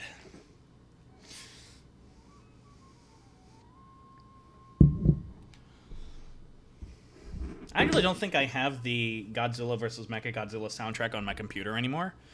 I mean, I can get it really quickly because I own it, but just not on my computer right now. You know, it's so funny. I've always found myself, and those of you who follow me, which I think has literally been almost all of you, know that, you know, I'm a guy that likes controversy. I'm a guy that loves controversy in his movies, that absolutely just loves, you know, that kind of thing. You know, Cannibal Holocaust and Caligula, you know, they're some of my favorite films of all time. You know, I've always loved, you know, kind of controversy. And Godzilla vs. Hedorah is probably one of the most controversial Godzilla movies ever made. Either you really hate it like Bill Wurster, or you fucking adore it like me, and everything like that. And it's... I genuinely really like Godzilla vs. Hedorah, and it is very controversial because of how absolutely insanely radical that movie is. You know, it's just how, and not just in terms of, you like, the themes of the movie, which, by the way, the themes in that movie I don't even really agree with. The themes in the movie alone, I mean, just the way how it's shot, the way how it's edited, the music, it's just so out there. It's just so out there, and I fucking love it. And, you know, if you listen to that chat I did with Jacob Baker, the Kaiju Maker, I said I think Shin Godzilla is going to be the most controversial Godzilla movie ever. And he agreed with me. And it's so funny and so interesting how all of these Godzilla fans, which, by the way, and I'm not, like, genuinely talking about any of you. I'm just saying, as a whole, I don't really like the Godzilla community. As a whole, I genuinely don't really care for it. I just want to state this as a fact right now. You guys are awesome. I absolutely love you guys. You guys always tend to participate in... you know, have always taken the time, you know, to comment and tell me, you know, this is what I think, and you guys are usually very respectful, and I really appreciate that. That really means a lot to me, and I absolutely love you guys for absolutely doing that. But as a whole, I don't really care for the Godzilla community. You know, I went to G-Fest, one of the most miserable experiences ever.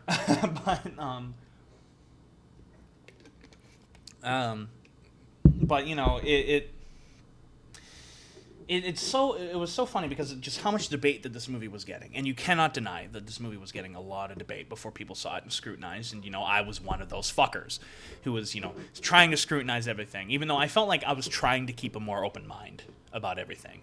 At the beginning, I certainly wasn't, but I felt like I grew up a bit since then, if that makes any sense at all. But anyways, it's kind of, I find it funny how the normal consensus for this movie, Shin Godzilla, at least here in the States, has been surprisingly positive. You know, even people who said, you know, it wasn't a perfect movie, which, by the way, me just criticizing several things, I by no way think it's a perfect movie. No way at all. But, you know, even they've said, it's a pretty damn solid movie. And even people who I thought... even people who I thought would hate this movie actually kind of liked it. And I found that really surprising, and it actually made me happy. An actual Godzilla movie can still be released now and not be freaking debated like there's no tomorrow. Oh God, I made that drink a little too strong. Oh God.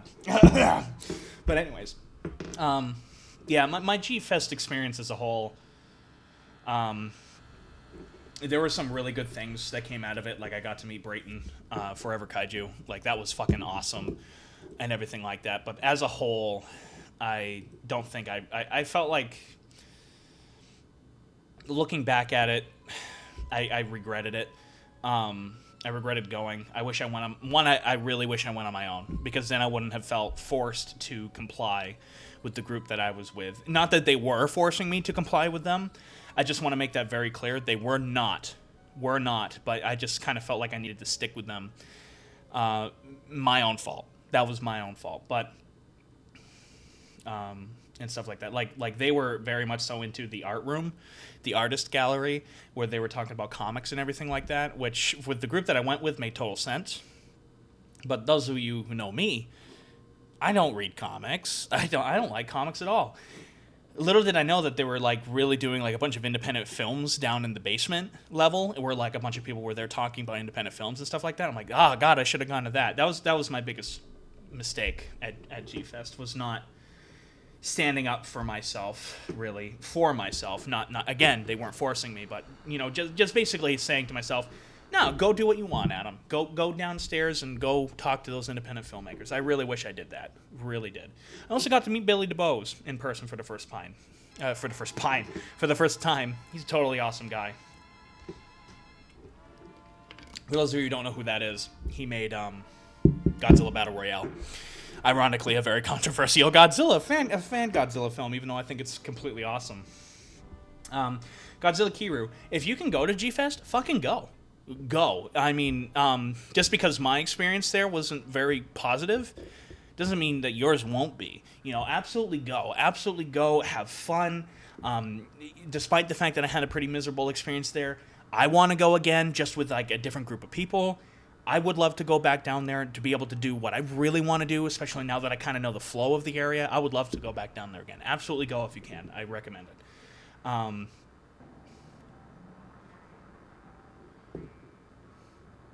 Yeah, a lot of people find that funny too, how I'm not that big on anime, but yet one of my favorite shows of all time is Neon Genesis Evangelion, which is an anime. And I like to say that because... I'm not afraid to say that, is because Neon Genesis Evangelion, despite the absolute fantastic setting, is really grounded in reality. Tom Bowman does look like El Chapo. Which, by the way, Tom Bowman is also one of those people who I can't stand, because he has the opinion that if you like Shin Godzilla, or if you like anything related to this movie, then you are an idiot. I actually don't know what his opinion on Shin Godzilla was, because, nor do I really particularly care.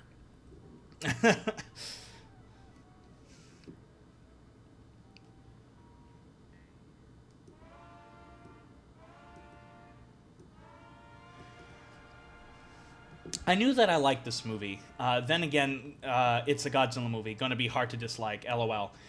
Though there was this person that booed after the movie was over when people were clapping.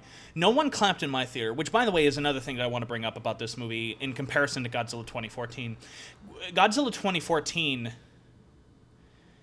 had these really awesome, badass moments in it where audiences were meant to cheer, and audiences did cheer. They certainly did in my theater every time I went to see it.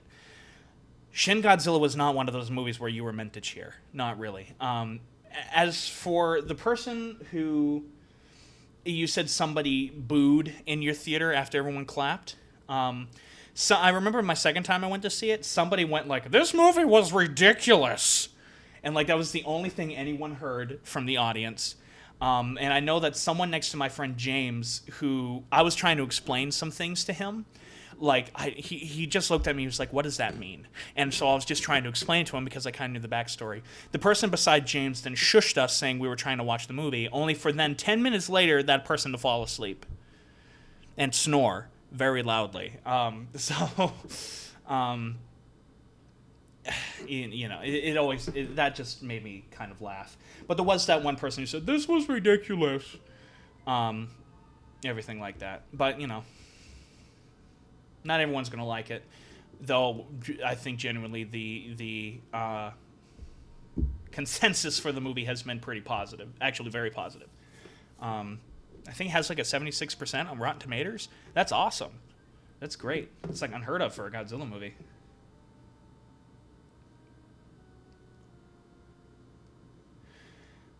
Jamie Grabo, you say you've seen people call anyone who likes Shin Godzilla emo psychopath. That wasn't Norman England. No. Well, I think a lot of us certainly are emo. No, I'm certainly not emo, even though I like to wear blacks. But actually, you know what? The main reason why I like wearing darker colors, it's not because I like the colors. Even though I would say my two favorite colors are red and black. It's not for that reason, actually, at all. It's because I'm so used to working on, like, sets and stuff now that it's like you're supposed to wear black, because that's the least reflective color you could wear. So that's usually why I wear darker colors. And jeans. I mean, I love jeans. I dress for comfort. I don't give a shit what I look like. I dress for comfort because, by God, if I'm going to be doing something and working my butt off, I want to be comfortable, damn it.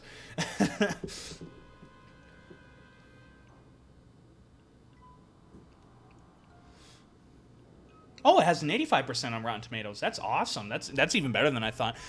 Now, it would be interesting if any of you could look up, because right now I'm looking up something else and just double-checking some shit. If any of you could look up and see if that is the highest-rated Godzilla movie.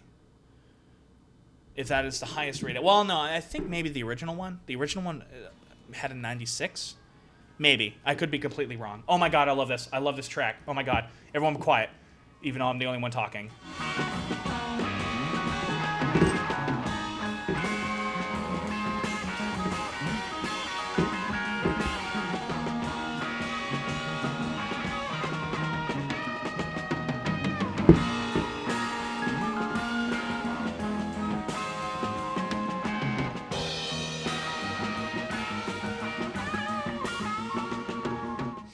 Okay, that was enough of that. I actually really want to use that specific part of the track in the first audiobook for the Godzilla saga. I really love it. It's just fun.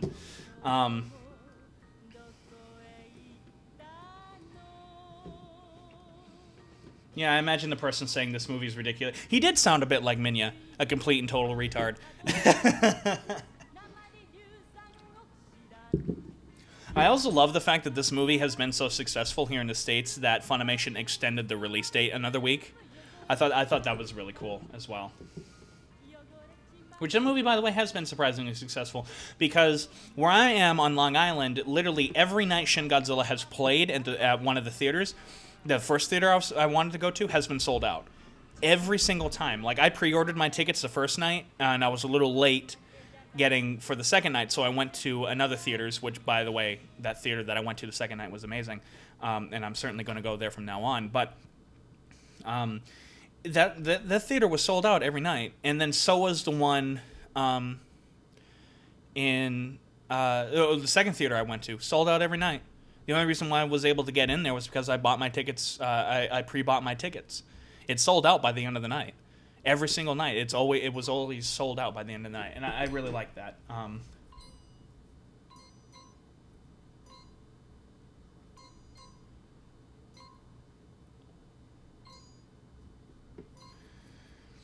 Godzilla 2014 has a rating in the 70s, huh? That's roughly where I'd put it. If I was going to do it, I'd give it probably like a 75. That's probably where I'd probably put it at. Moo, I'm a cow.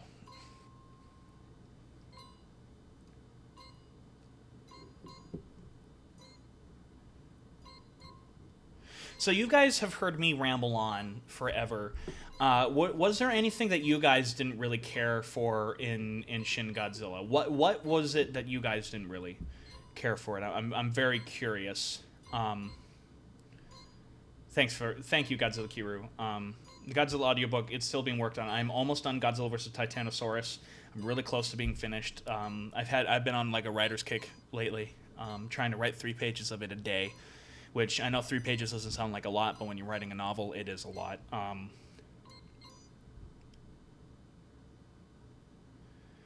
2014 novelization was not good. Well, usually novelizations of movies tend not to be good. Even if they are good, it's harder to describe. Even if it's not, it's just not well written. Even if the story's good, they just tend to not be well written. If you want to know a good thing written by someone based off of the game, it was a game. Drew Karpyshyn, who was the head writer for the first 2 Mass Effect games, wrote a couple of books for Mass Effect, and those books were really well written. Had really good stories. Sorry, they were really good stories, but they weren't the best written in terms of, how they flow and stuff like that.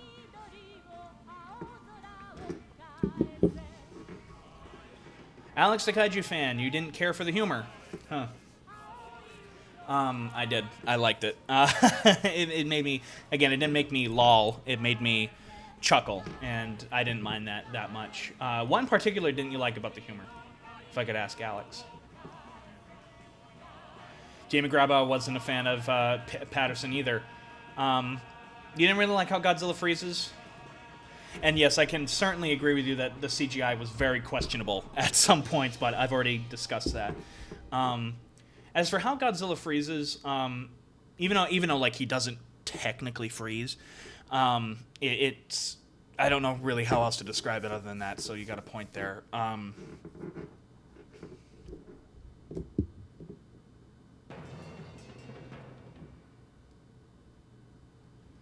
Yeah, where I live during the summer, and where I work during the summer, the closest theater to reply to S452, the closest one I would have driven would have been 4 hours away.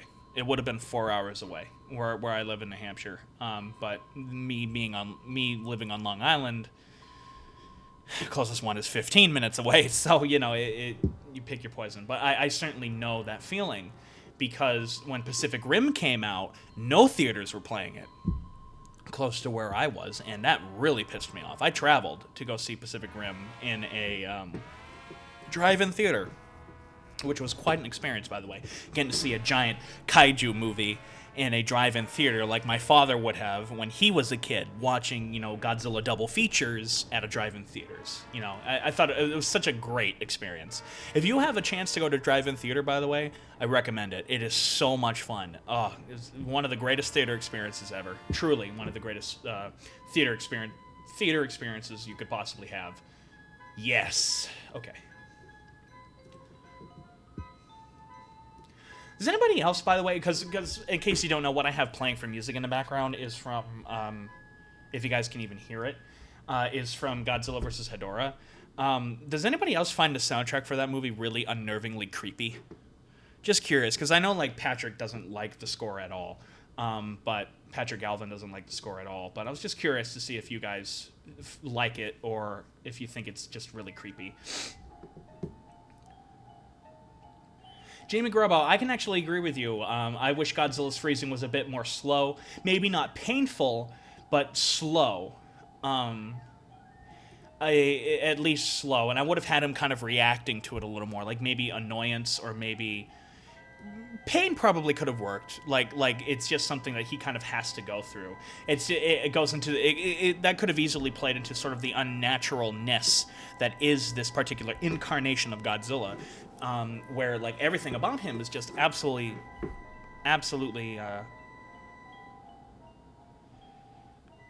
not normal. Abnormal, I should say. Abnormal. Everything just isn't right with that particular Godzilla.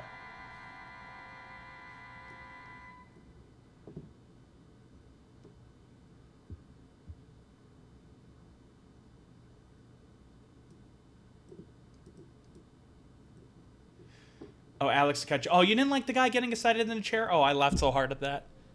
Oh, well, I didn't. Yeah, I liked that just because he was. I thought it fit with him because he's been trying to figure this out and trying to piece everything together, and he didn't believe he could, and suddenly he did, and thus that's why he freaks out, which I liked. The Toho Society, I also loved how they used the 84 roar before he froze at the ending. I loved that. The progression of his roars. How it starts on 54's Death Roar. Or how it starts off with 54's roar, then it goes into the 60s era, and then it goes into Heisei era. I would have agreed with you, though. I would have used 54's Death Roar. I actually agree with you there. I would have used 54's Death Roar. Actually, you know what? Fuck it. I would have used the 54 roar throughout the entire thing. 54 roars, grunts, and everything throughout the entire thing, which is something I would like to bring up. Godzilla only roars or makes a sound like 6 times in the movie. 6 times. Or at least that's what I counted. It could have been more. That's what I counted. And I loved that. I really did, because it made every time that he roared have like a significant punch to it.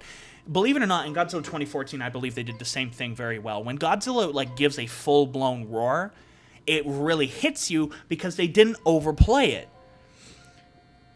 Or they didn't, they didn't overplay the roar. He just roared. It wasn't like in your face, because eventually you would get kind of like desensitized to that roar. I'm glad that they didn't make Godzilla in this particular movie roar, or even make hardly any sounds at all. Like, no grunts, no anything. He just roars at that moment. And I personally really liked it. It kind of fit into that sort of abnormal, the whole mutation aspect, where it's like he really isn't a true organic being. He's more of a coagulation of mutants, of these mutated things, which I thought fit very well.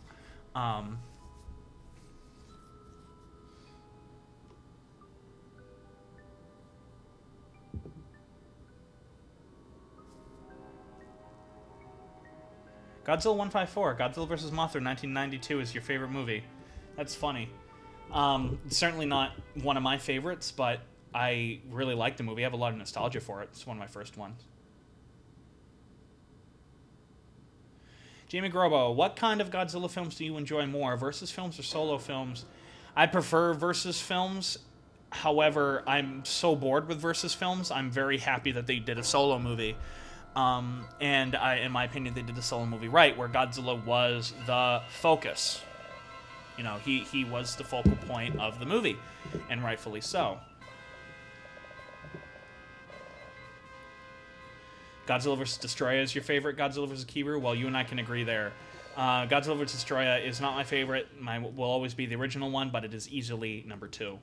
As to where I would place Shin Godzilla, I don't want to answer that yet, because I don't feel like I've seen it enough to really, truly appreciate it.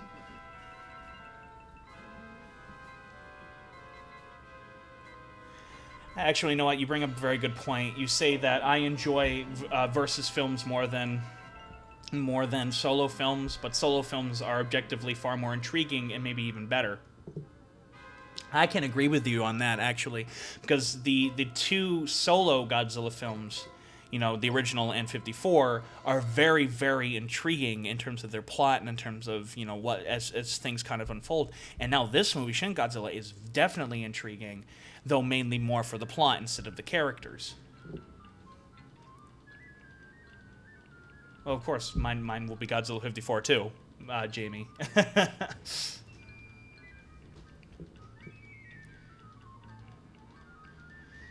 My favorite versus film, even though Godzilla vs. Destroya isn't my favorite versus film, the reason why I like Godzilla vs. Destroya as much as I do is just the theme-wise, the character of Godzilla, the character of Godzilla Jr., and Destroya himself, not so much the fighting. My favorite versus film would probably be, that's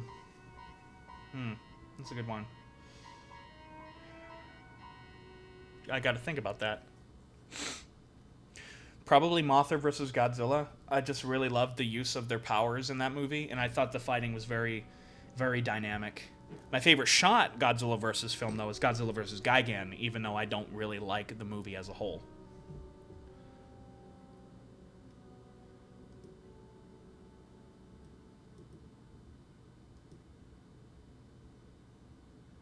Well, welcome, Martin. Glad you are joining.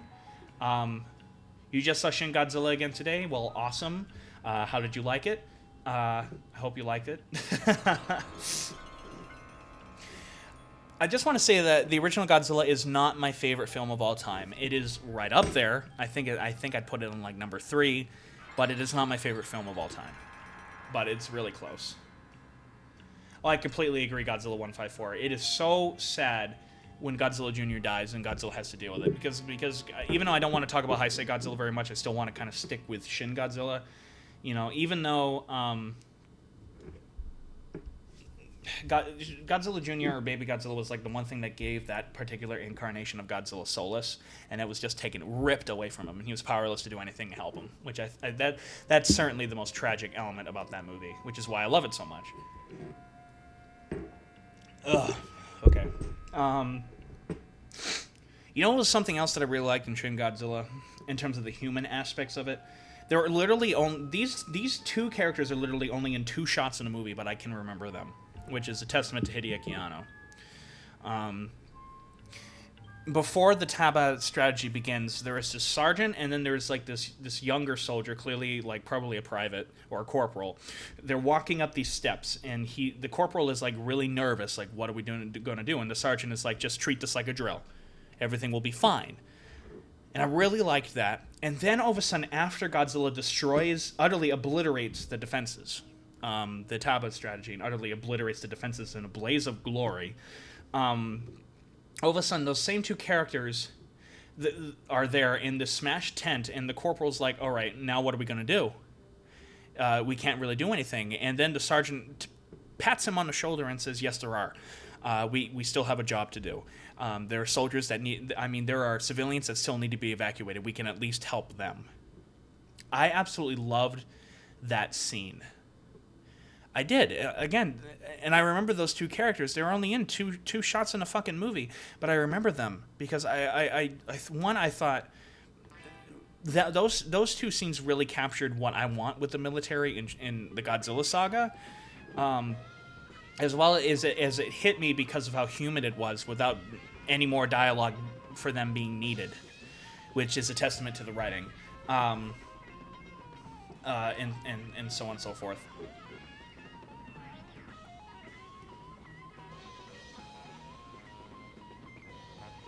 I was going to say something else, but I seriously just blanked on it, and it's bugging the living crap out of me.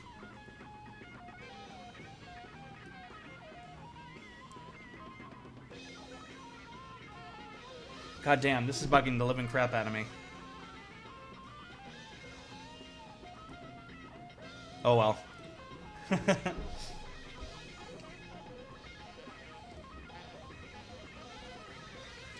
What did you guys think of the music to Shin Godzilla? As a question to propose to you guys. Did you think it worked in the movie? Even if, the Akira Ifukube music was mono instead of stereo compared to Shiro Sagisu's music? Did you guys like it?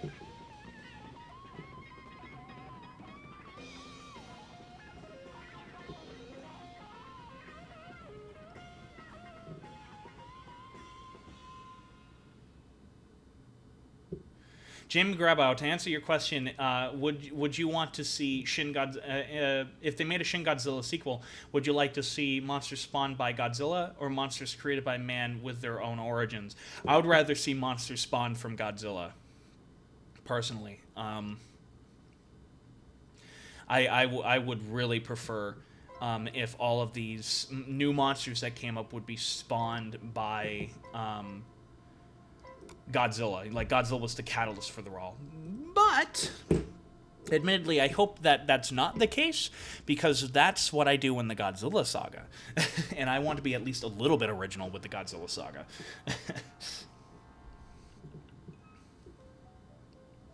Yeah, I thought the music was really... It really worked. And, just the fact that they used Godzilla's March in this movie really helped a lot. It fed my inner nostalgia. The use of specifically the track Godzilla Appears from Terror of Mechagodzilla.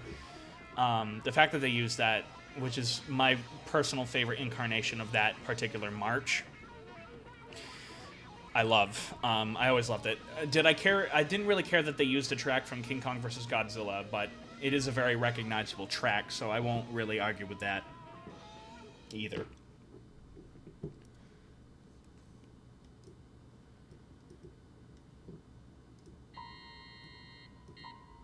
I'll actually agree with you. You said I thought you just said I thought that the music in Shin Godzilla was absolutely amazing. Finally, a recent movie with music that you can remember. I can actually agree with you there, even though there were a couple movies that I felt were very recent, such as Interstellar. Interstellar's soundtrack I think is absolutely phenomenal. But certainly when comparing Shin Godzilla's soundtrack to Godzilla 2014 soundtrack, Shin Godzilla's score is far, far superior. And again, I've made an entire Godzilla vlog talking about this, but you know, I can watch. Even before I watched Shin Godzilla, I loved the music to Shin Godzilla. I loved the music composed specifically for the movie, and the fact that they were using Ifukube tracks. With Godzilla 2014, I had to watch the movie to appreciate the music, which is not necessarily a bad thing. I liked the score to Godzilla 2014. It just didn't have the punch that Shin Godzilla had. One of the biggest things that I really liked about Godzilla 2014 score is the use of strings. I really liked that, but Shin Godzilla overall just had a far more memorable and superior score. Oh my god, you have yet to see Interstellar? Oh my god, that movie's so amazing. Oh god, I love that movie so much. Easily now in my top 5 favorites. It is, oh man, it is so good.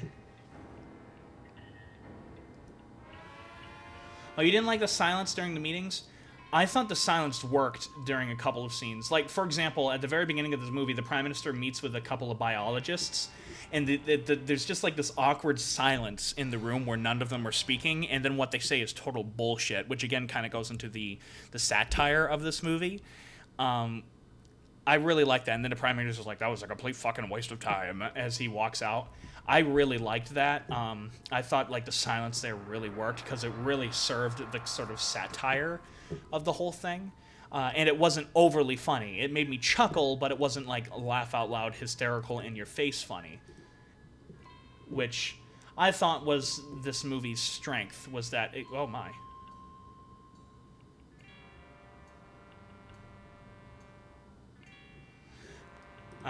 I just watched a video, a weird video. Oh well.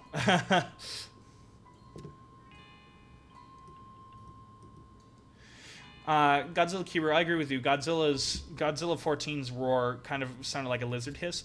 Well, that was kind of the point.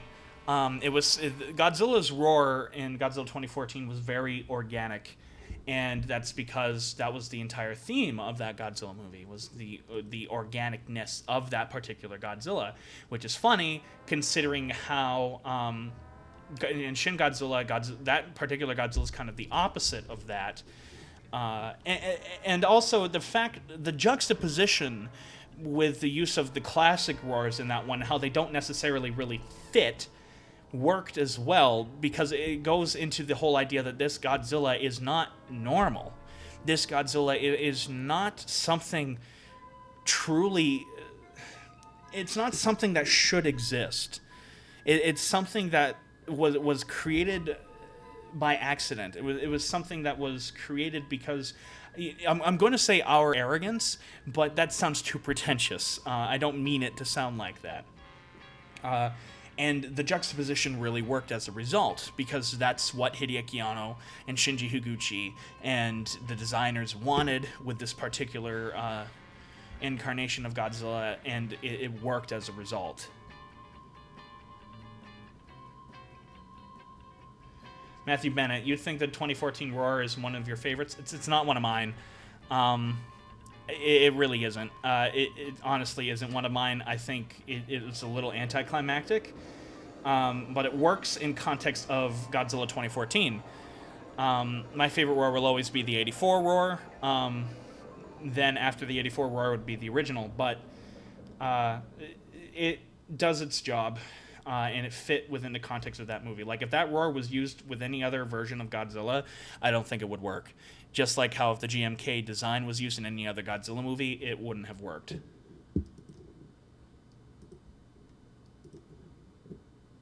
Which, I always find that to be a very important...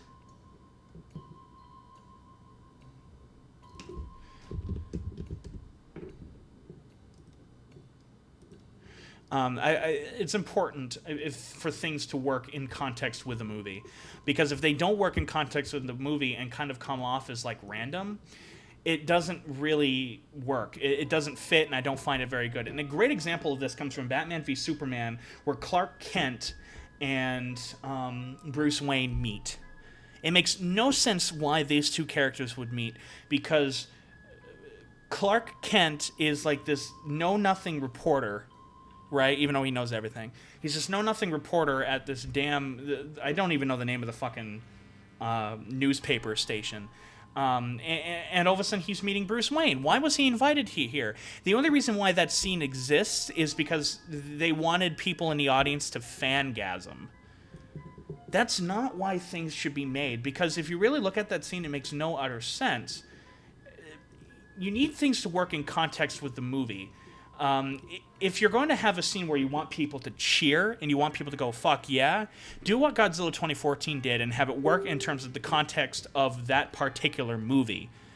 And I think Godzilla 2014 really succeeded at that, specifically with the final fight, despite a lot of the logic leaps that kind of happen in it. It worked within the context of what was going on screen with that particular fight. The use of the Kira Fukube music really works with, Shin Godzilla, because they wanted to market as the return of Godzilla, and so they used that music, and it fits within the context of the movie. So if you're going to do stuff like that, all I can say is just make sure it really fits. That's all I say. Like a movie like Godzilla Battle Royale, where it's the fan film, where it's literally nothing but fangasming. Everything fits, because that's the entire intent of that movie, was to do nothing but make you fangasm. Godzilla Final Wars is another way. I think everything really kind of fits, because it's supposed to just make you fucking fangasm. Just make it fit in terms of the context of the movie. Oh my god, I need to turn off this notification.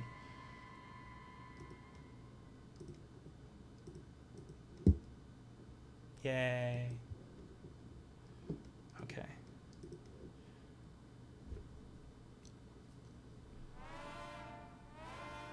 Clark Kent works at the Daily Planet. Okay, you see, I wouldn't have cared. I wouldn't have known. That's how little shits I give about comic books.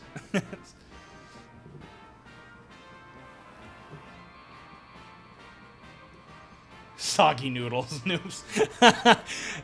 That should become a meme. Soggy noodles. That should just become a meme.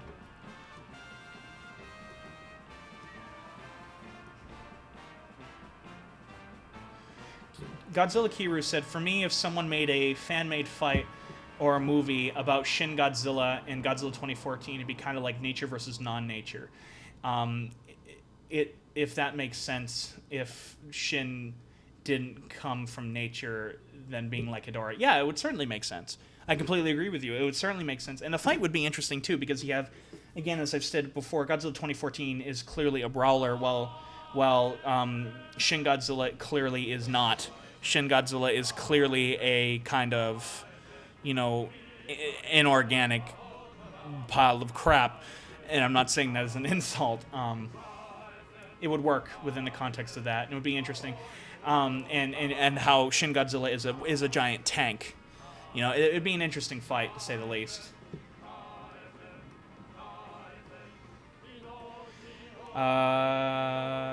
What's your thoughts on Chris Stuckerman's review of Shin Godzilla? I have no idea who that is.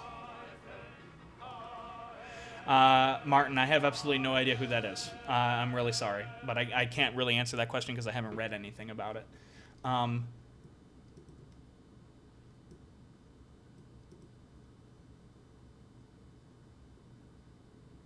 Jamie Grabo, I completely agree with you. In terms of monsters, I hope you said that I hope they take a break from mechs and aliens and focus mostly on mutations and Earth-based monsters. I completely agree. I really want Hedorah to make a comeback, because now would be a perfect time to use Hedorah. Seriously, I would freaking love that. And Hedorah would actually really work if they were going to do a sequel to Shin Godzilla. It would really work in that context as well, as like the anti-Godzilla. or specifically, I really want to see Hedorah used in Legendary Pictures series, because I think it would really work in that. Because in Legendary's Godzilla series, Godzilla is clearly like organic, as organic can be, and then Hedorah is inorganic, so that would be really cool. Everyone will always have soggy noodles. So many soggy noodles.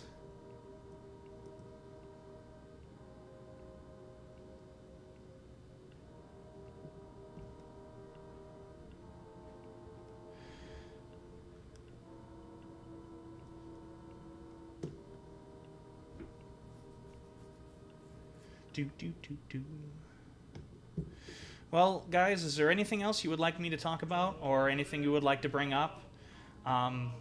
If please type it down in the comment section, and I will answer them. Anything else you wish me to talk about? Because, quite frankly, my voice is absolutely killing me, and I don't really have much else really to talk about. And if I do, I'd probably make a Godzilla vlog about it. So I feel like I've talked about Shin Godzilla very well, unless you guys want me to talk about something else that we haven't talked about. Please let me know. Even though now I know we have quite a delay, so. Titanosaurus, Biollante, Varan, Hedorah, Destroya, Anguirus, or Rodan. Destroya would really need to be like a final boss, even though Destroya will never be in Legendary Pictures ones. As for the rest of them, I don't think we'd get Varan. Maybe Biollante. We certainly wouldn't get Titanosaurus. Maybe Hedorah. But Anguirus and Rodan, I know we'd probably get, because they're famous. They would make money.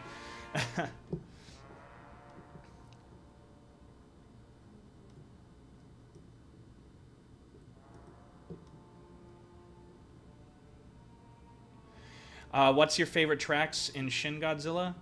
Well, I absolutely... actually, I'll pull it up. Let's see.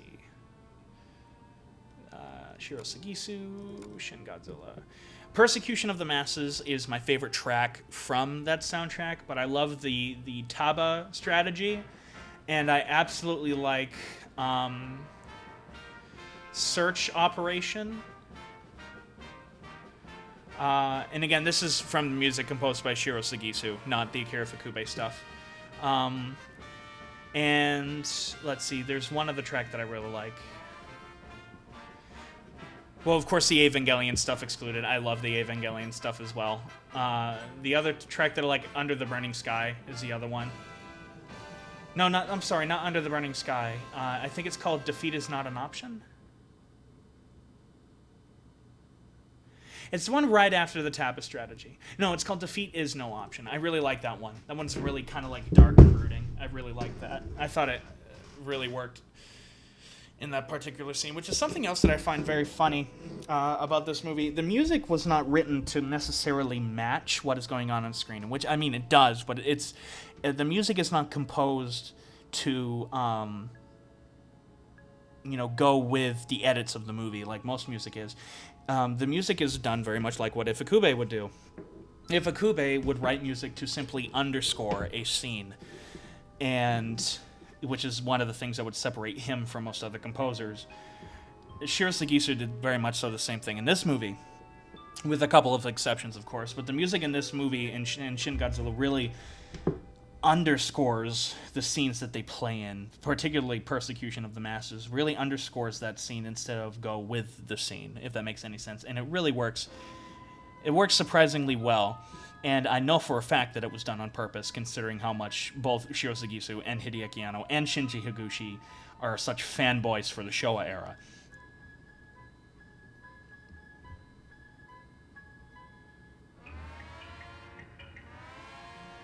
Jamie Grubba, actually, those who know the Tragedy track, I don't really care for that track. It really works with the scene, particularly how like almost all the sound effects go really quiet when it first starts playing and all you hear is the choir.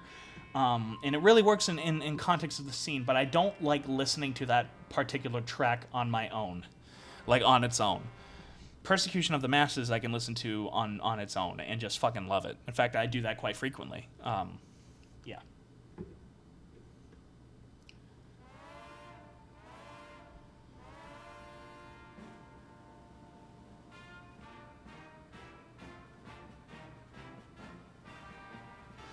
At S452, I actually plan on doing a Godzilla vlog talking about the new writers for Godzilla 2.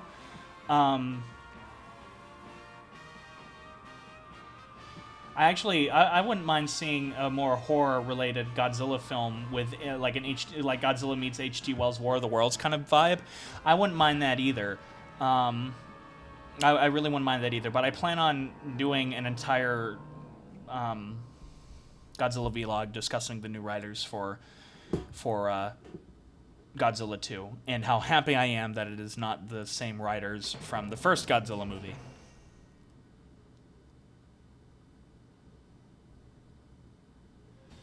Alex the Kaiju fan, I'm glad you agree with me. Sometimes music is better. You actually put it better than I did. Sometimes music is better with a particular scene, but listening to it alone is just difficult. Yes. Yeah.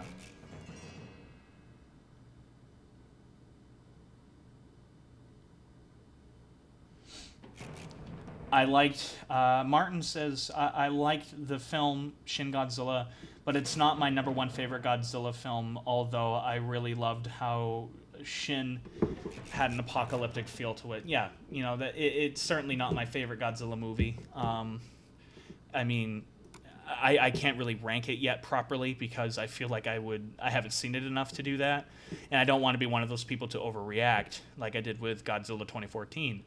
I don't want to make that same mistake again. So I want to at least wait until I see it at least a few more times before I really rank it. But as of right now, I really, really enjoyed it. I found it to be a very entertaining movie. A very entertaining movie that had me on the edge of my seat the entire time, which is a good thing, in my opinion.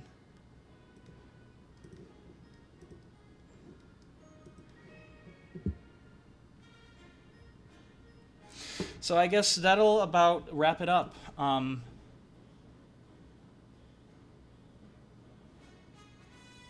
So I guess that'll about wrap up this Shindig Godzilla. So if you would go on Facebook, like AN Productions for all up-to-date information about what I'm doing in terms of short films, in terms of reviews, in terms of discussions and live shows, blah, blah, blah. Like that up. If there's anything else you want me to bring up, leave it in a comment after this video goes live. Leave it in a comment and I will answer it. I always try to get back to everyone who comments. Hit the subscribe button for all up-to-date information on what goes on YouTube. And like the Godzilla Saga on Facebook for all up-to-date information on how those books are going and everything like that. And join Geeks for Geeks if you haven't already, even though I know quite a few of you have, where you can just promote stuff that you do and talk about stuff that you really like, except for My Little Pony. We don't like My Little Pony. So that's the only thing I'll put my foot down on.